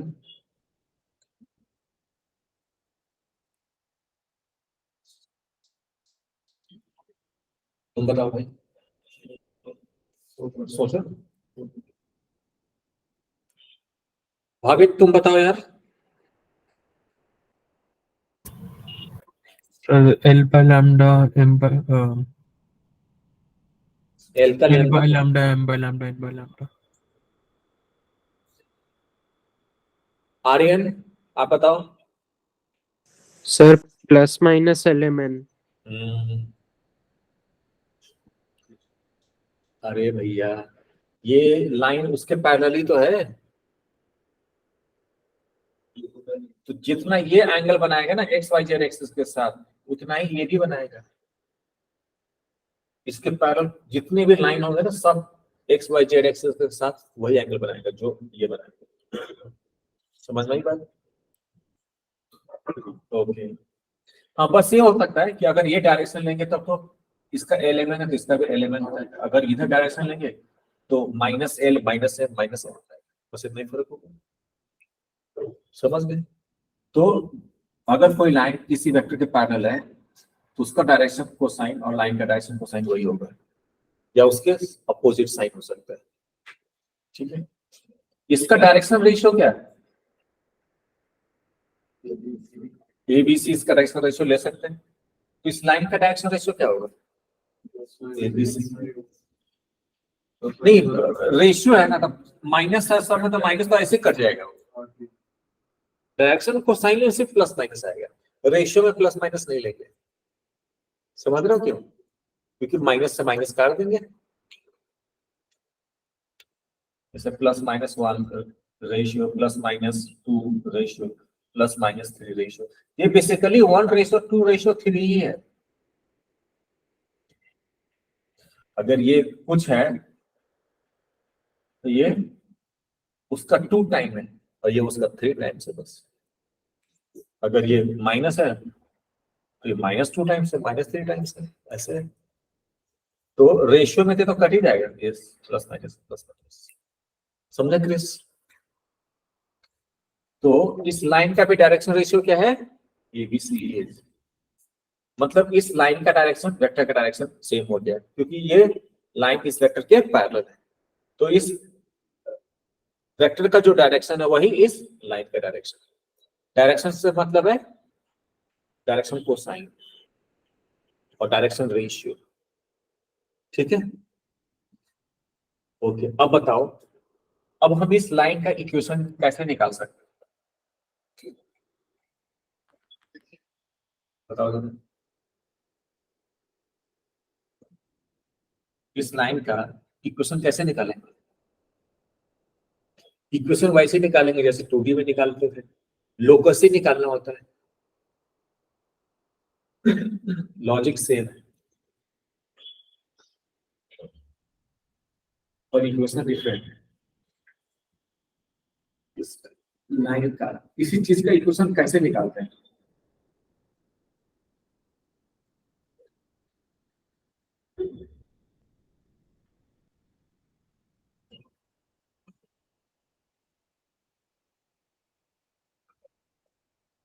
लाइन का डायरेक्शन कोसाइन को निकाल के उसके इक्वल कर देंगे।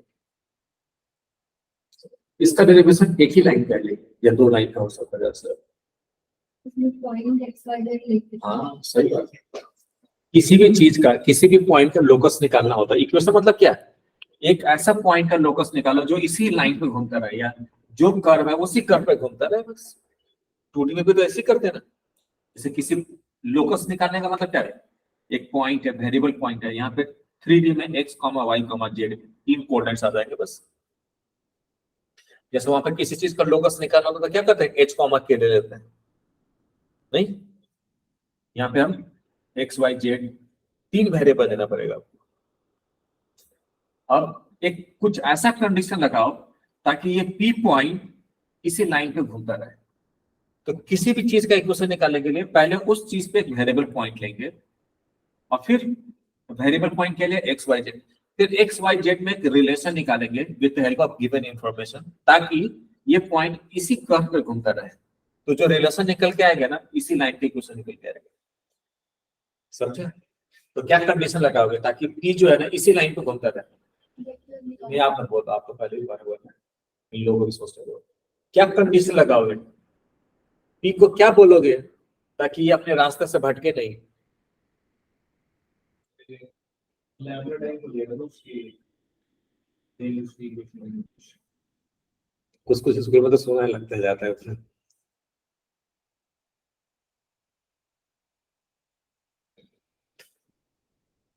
P बोला भाई मैं कैसे जाऊं ताकि इस लाइन से बाहर ना भटक जाऊं, उसको क्या बोलोगे आप?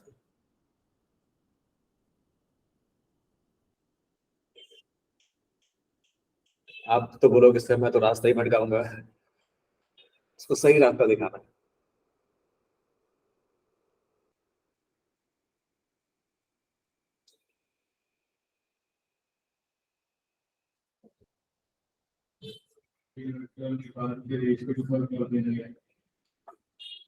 कौन वेक्टर? डी वेक्टर और डी वेक्टर के आई जे के का डी वेक्टर और पी वेक्टर। सही बता रहे हैं। वो चाहे, बिल्कुल सही बात है।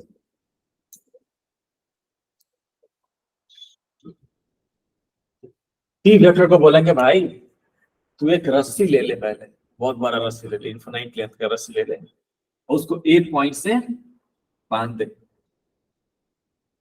और तू ऐसे जाइयो ताकि इसके पैरेलल रहा हमेशा तू, तो इस लाइन से नहीं भटकेगा तू, नहीं समझे? जैसे एक रस्सी लिया और फिर इसको इसे ज्वाइंट कर लिया और पी घूम रहा है, ऐसे घूम रहा है ताकि ये पूरा ए से पी को मिलाने के बाद ये उसके पैरेलल रहे, तो पी पॉइंट इसी लाइन में घूमता रहेगा और कहीं नहीं भाग पाएगा। पी मान लो रस्सी को यहाँ पे बांध लिया, फिर इसको मन किया कि चलो इधर घूमने चलते हैं, तो घूमने चला गया, लेकिन ऐसे घूमना है कि इसके पैरेलल जाएंगे, तो ये इसी लाइन पे रहेगा। समझ गए? बस एक कंडीशन लगा देंगे तो आंसर आ जाएगा। समझा? तो in order to P variable point है एक्स वाई जेड, ये x1 y1 z1 fix point है, ठीक है? X Y Z move on a line, जो एपी वेक्टर है that should be lambda times D vector. नहीं, इसका पैरेलल का मतलब यही है ना, ये पहले एपी क्या होना चाहिए, पैरेलल टू डी होना चाहिए। अगर एपी वेक्टर डी वेक्टर के पैरेलल है तो एपी वेक्टर क्या होगा, लैम्डा टाइम्स डी वेक्टर। या एक और भी चीज होता है, एपी वेक्टर के आईजे के का कोएफिशिएंट का रेशियो और डी वेक्टर के आईजे के कोएफिशिएंट का रेशियो सेम होना चाहिए।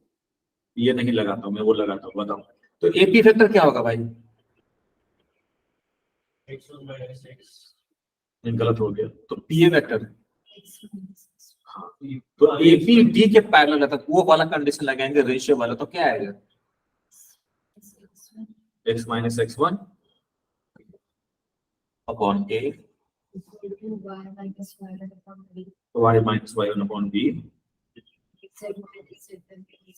बस यही क्वेश्चन। ठीक, बोलो तो एक लाइन का प्रूफ है बस।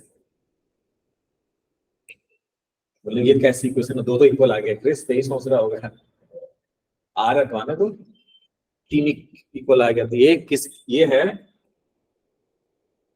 इसको बोलते हैं कार्टेशियन फॉर्म, कार्टेशियन फॉर्म,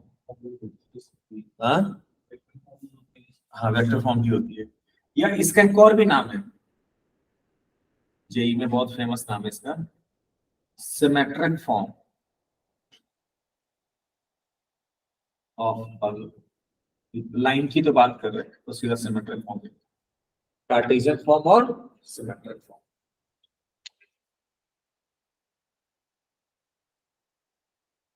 समझा कैसे आई क्वेश्चन? तो मतलब एक्स वाई जेड में रिलेशन आ गया है, समझ है? अगर एक्स वाई जेड इस कंडीशन को सेटिस्फाई करेगा तो एक्स वाई जेड इस लाइन पे ही रहेगा। समझ गए? चलिए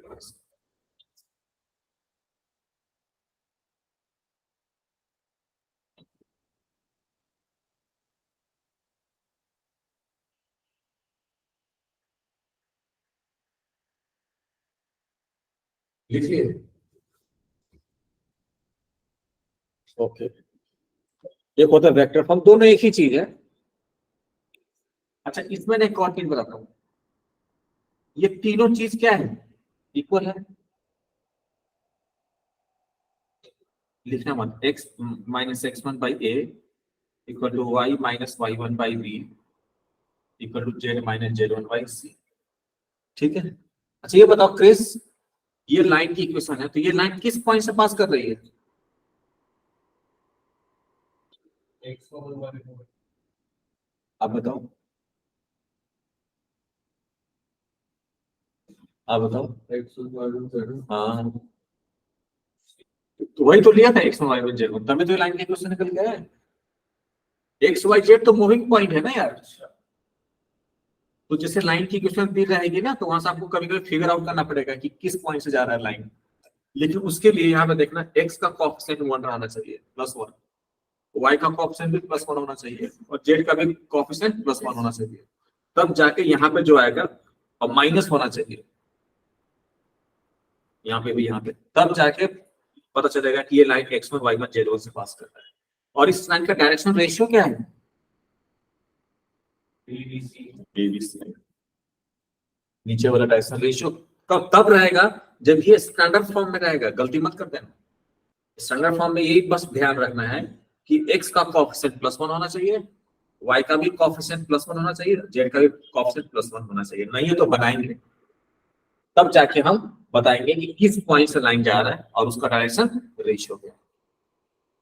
ठीक है, तो ये तीनों इक्वल है, तीनों मान लो किसी चीज की इक्वल है, क्या मान लो? लेमडा ले लो, चलो इस की बात मान लो, इसको मैंने मान लिया कि ये लेमडा की इक्वल है। ये तीनों इक्वल तो है ही, तीनों किसके इक्वल है? लेमडा। तो ये बताओ यहां से x इक्वल टू क्या हो जाएगा? ए लेमडा प्लस ये भी लेमडा के इक्वल, और y इक्वल टू क्या आ जाएगा? बी लेमडा प्लस y1, और z इक्वल टू क्या आ जाएगा? तो ये x y z अलग अलग निकाल दिया in terms of fourth variable lambda, एक अलग अननोन ले लिया। तो इसको कौन सा फॉर्म बोलेंगे?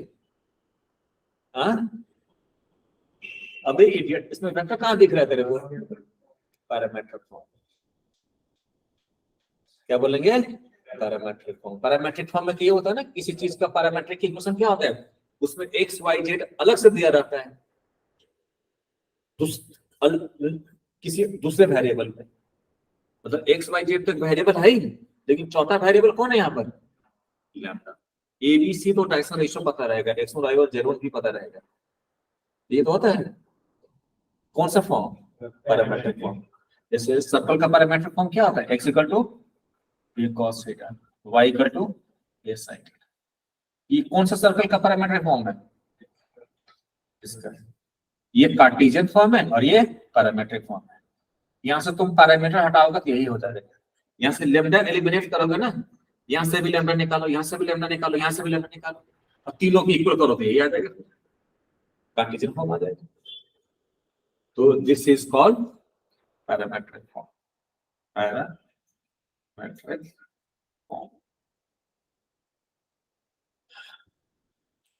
इसको नींद आ रही है? नहीं तो आनी चाहिए ना।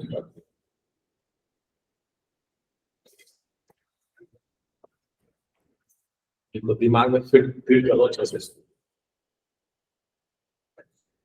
एक तरीके से देखा जाए तो लाइन खत्म हो चुका है। अगर आप इतना समझ गए ना तो आगे कुछ है ही नहीं, आगे बस रिजल्ट्स हैं, वो ऐसे बता दोगे आप। अगर ये नहीं समझे तो वो नहीं बता पाओगे, जो पूछेंगे वो नहीं बता पाओगे। कोई डाउट हो तो पूछ सकते हो अभी यहाँ पे।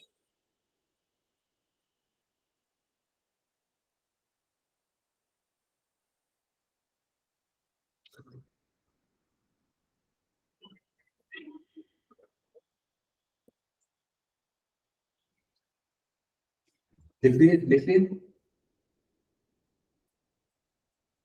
समझो, ध्यान से समझो। हाँ भाई, यस सर। समझ रहे हो अच्छे से? हाँ सर, कितनी अच्छे से समझ रहे हो? अच्छे से। हाँ, अच्छे से सर, कितना अच्छा क्या? वही तो पूछना, कितना अच्छा था क्या बोलोगे? तो उसका आंसर नहीं है क्या? बोलो सर, उसमें भी ऑप्शन दो। बहुत अच्छे से हाँ, सर, बहुत अच्छे से। बहुत फिक्स नहीं है ना भाई। ऑप्शन देता हूँ, बताओ। 1%, 70%, 93%, 100%। ये बोला कि सर कोई ऑप्शन ही नहीं मैच कर रहा है मेरे तो। ऑप्शन सी ठीक है। हाँ, ऑप्शन सी ठीक है सर। ऑप्शन 3? हाँ सर। ये ऑप्शन 3 पे जाना ही नहीं है। देखो जेई में ना 100% समझा हुआ चीज ही काम आता है, 99% भी समझा ना आपने तो आपके मार्क्स को नेगेटिव में बदल देगा वो। थोड़ा सा मिसकंसेप्शन हो गया ना उसमें किसी कॉन्सेप्ट में, अब वो भी ऑप्शन डालेगा जहां पे आप कंफ्यूज हो गए, उसको पता है कि यहाँ पे गलती करोगे, तो 93 क्या 99 से भी काम नहीं चलेगा। अगर आपको 99% के समझ में आया ना तो this is also wrong answer, सब रॉन्ग आंसर है, एक ही इसका सही आंसर है, तभी आपका क्वेश्चन सही होगा बिल्कुल एग्जाम में। नहीं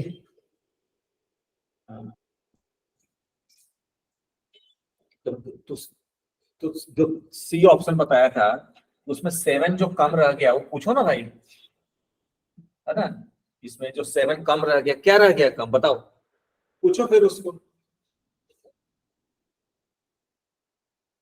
देखो पता है कुछ लोग बच्चे ना कुछ अपना मेंटेलिटी ही बना लेते हैं उस कि 80-70% समझ में आता है, हमेशा वही आंसर बोलेंगे वो बिना कैलकुलेशन किए,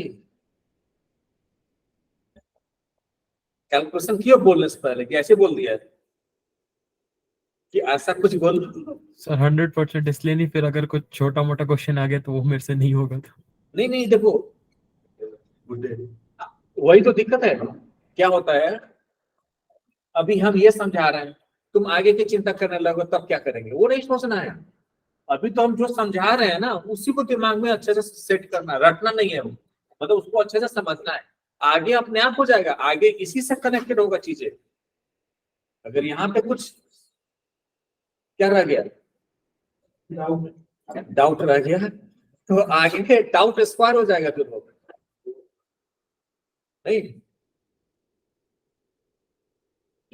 कि बोला उसका अंदर उठ लगा देंगे फिर।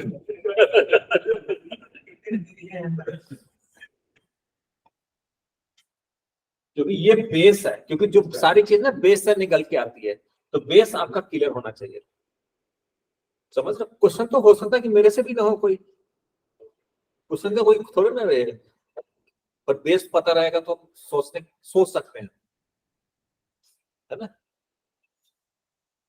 बताओ कहाँ पे डाउट है।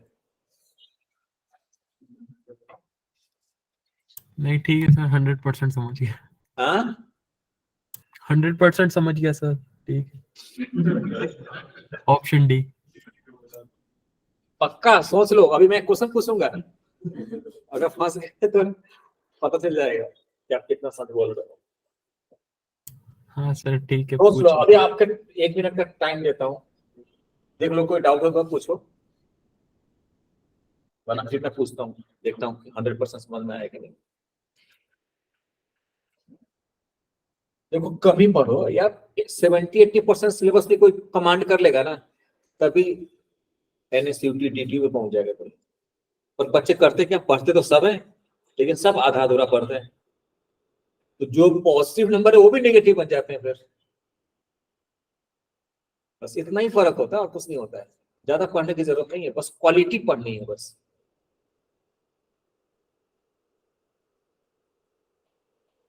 ये तो अच्छी एक तरीके से बहुत अच्छी इंटेलिजेंट बच्चों के लिए बहुत अच्छी बात है, ज्यादा मेहनत की चीज नहीं है, पूरा 100% सिलेबस, जो नहीं आ रहा उसको हटाओ, जो आपका स्ट्रॉन्ग पॉइंट है ना उसी को इतना स्ट्रॉन्ग कर लो ना कि उसके क्वेश्चन 99% चांस है कि हो जाए, है ना। हाँ भाई हो गया, 1 मिनट खत्म, पूछूं। Yes sir. बताओ what is lambda over here.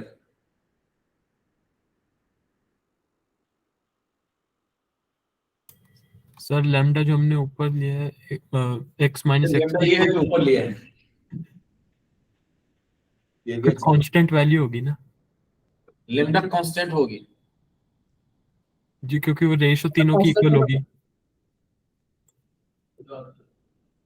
Lambda constant नहीं है, क्यों नहीं है कांस्टेंट, गुड इवनिंग, क्योंकि x1 तो कांस्टेंट है, a भी कांस्टेंट है, x थोड़ा ना कांस्टेंट है, x y z keep on moving on this line, it's a variable point isn't it, वो तो लाइन पे घूम रहा है।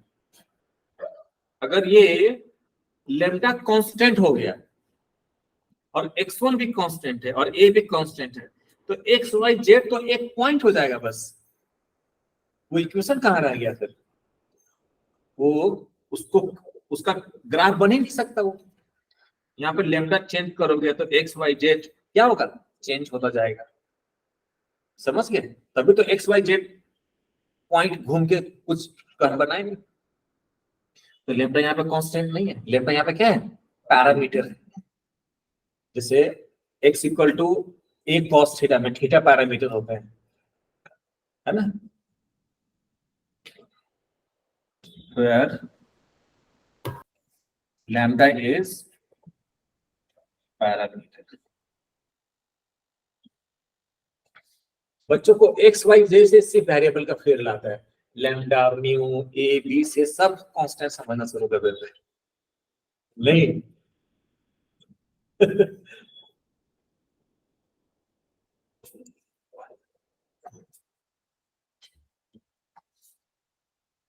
फिर लैम्डा इज पैरामीटर। समझ गए बात? अच्छा, अब करते हैं इसका वेक्टर फॉर्म।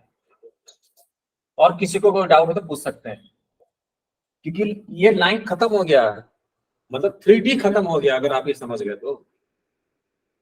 आगे वेक्टर का यूज है बस इसमें, जो वेक्टर पहले पढ़ा है ना उसका यूज है इसके आगे बस। लाइन में यही चीज है ना, बस तो देख लो, कोई चीज कोई डाउट लग रहा है तो पूछ सकते हो दोबारा। नहीं लग रहा है तो इसका वेक्टर फॉर्म निकालते हैं। वेक्टर फॉर्म में कुछ नहीं होता है, कार्टेशियन फॉर्म में जो हम पॉइंट मानते हैं ना, एक्स वाई जेड मानते हैं, वेक्टर फॉर्म में जो वेरिएबल पॉइंट को हम एक वेरिएबल वेक्टर मान लेते हैं, इसका पोजीशन वेक्टर आर वेक्टर मान लेंगे बस। उसको कितना ही फर्क होता है वेक्टर फॉर्म। कार्टेशियन फॉर्म में क्या होता है, जो वेरिएबल पॉइंट है उसको X comma Y comma Z लोगे, और वेक्टर फॉर्म में उसको आर वेक्टर लोगे, उसका पोजीशन वेक्टर। तो आर वेक्टर जो है कहां से कहां तक है क्रिस?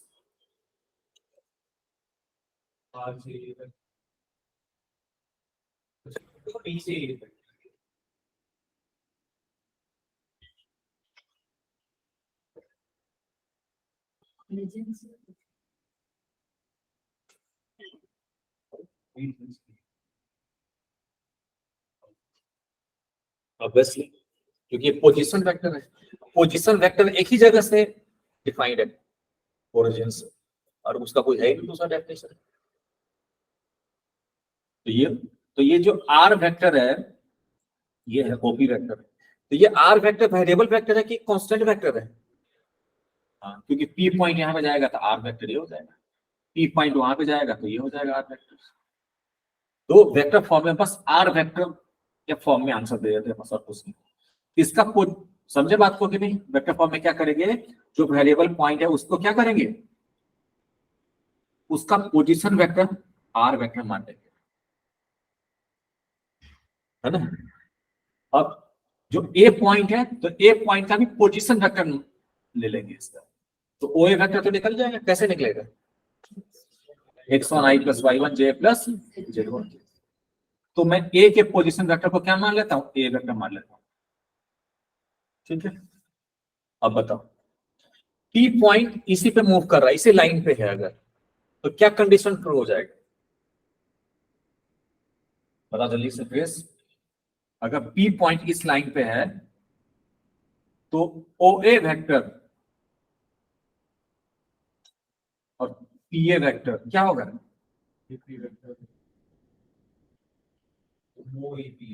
नहीं, मैं PA भी दे सकता हूँ, ऐसे क्या दिक्कत है? नहीं, AP दे देता हूँ, AB वेक्टर। ये किसके इक्वल होगा? चाहे P पॉइंट यहाँ पे भी चलेगा तभी यही होगा। अगर यहाँ पे R लोगे तभी क्या होगा? OA vector plus AP vector equal to OP vector. चाहे इधर है या उधर है सेम ही रहेगा, समझे? इक्वल टू क्या हो गया? OP vector.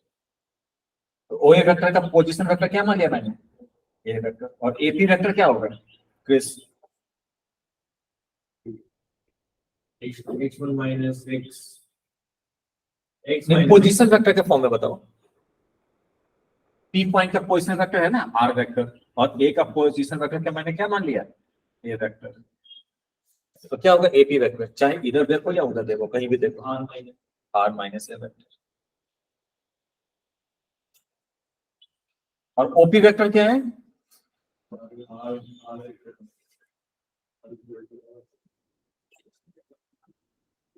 Are equal to are आ गया। हाँ मतलब वो सही है, कैलकुलेशन सही है। और हमें क्या निकालना है?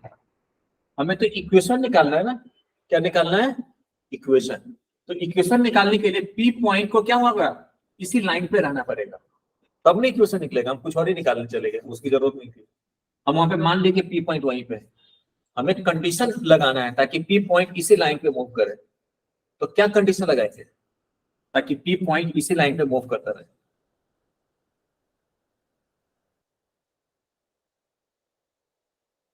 क्रिस, क्या कंडीशन लगाओगे ताकि पी पॉइंट इसी लाइन पे मूव करता रहे? भाभी तुम लोग ही बोलो यार, आर्यन, वेदांत।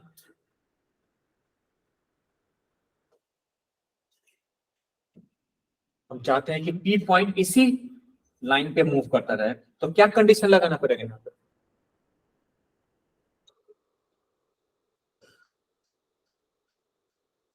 नहीं आ रहा समझ में? क्या इतना मुश्किल तो नहीं है यार ये।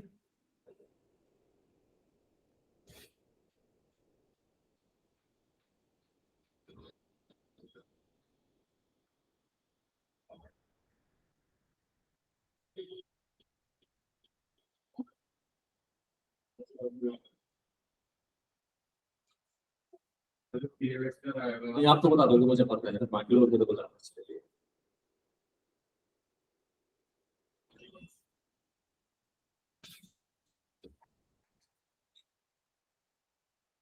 हम चाहते हैं पी पॉइंट उसी लाइन पे घूमता रहे, तो क्या कंडीशन लगा है?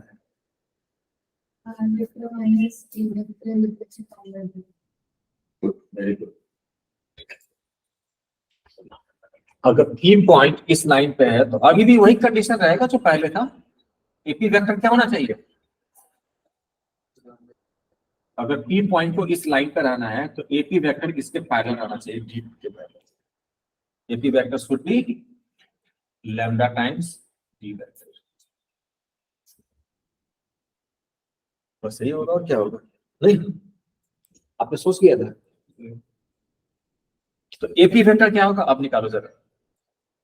एपी वेक्टर होगा आर माइनस ए वेक्टर, चलो लैम्डा टाइम्स डी वेक्टर। तो ये इक्वेशन आ गया। आर इक्वल टू क्या आ गया? ए प्लस लैम्डा डी वेक्टर। यही वेक्टर इक्वेशन बुक में बी दिया रहेगा क्योंकि उसने इसको डी को बी माना हुआ है उनको। ये क्या है? वेक्टर फॉर्म है यही। और उसमें अच्छा, एग्जाम में वेक्टर फॉर्म ऐसे में लिखा रहेगा, आर को आर ही रखेगा वो लोग, ए को लिख देगा। ए किसका पोजिशन वेक्टर है? ये हो जाएगा x1i plus y1j plus z1k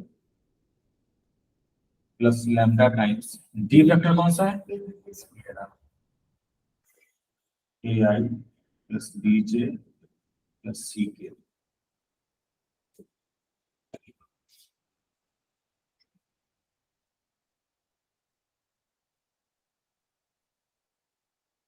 तो वेक्टर फॉर्म में पूछेगा तो ऐसे ही आंसर, ऐसे आंसर छोड़ेंगे, ऐसे नहीं छोड़ देंगे, ऐसे लिखना पड़ेगा। समझे?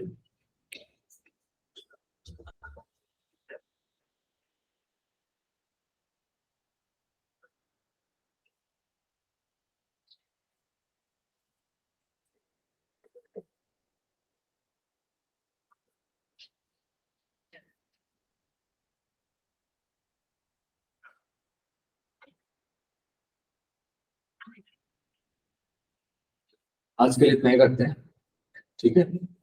और कल 1 से 3 क्लास होगी। हम क्या करेंगे? पैराबोला। होमवर्क में वही करके आना, पैराबोला करके आना। नहीं दिया था उसने तो रिवाइज करके आना बस उसको, जितना पैराबोला पढ़ा है ना उसको रिवाइज करके आना, ठीक है? और कुछ बोलना चाह रहे हो? और इसको आगे कंटिन्यू करेंगे अगली क्लास में। नहीं होगा तो दोबारा पढ़ा देंगे एक बार, लेकिन जब तक इसको नहीं समझोगे ना डीप में तो भटक जाओगे फिर 3D में। ये बेस है पूरा 3D का, कुछ है ही नहीं, एक पेज पे है बस पूरा 3D। बाकी वेक्टर का ही यूज होता है इसके बाद। एक बार घर पे इसको और समझने की कोशिश करना, ठीक है? कोई डाउट लगे तो फिर दोबारा पूछना अगले क्लास में, नहीं तो फिर मैं पूछूंगा फिर। कितने डाउट्स हैं किस टॉपिक पे, उससे डिस्कस करो सेक्शन भाई। अगर रुक जाओ आप, कहाँ जा रहे हो?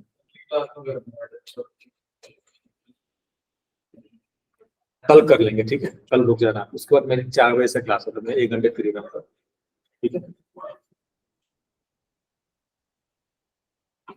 हाँ भाई, ऑनलाइन वाले बच्चों ध्यान से समझा करो यार, आंसर नहीं करते हो तुम लोग यार।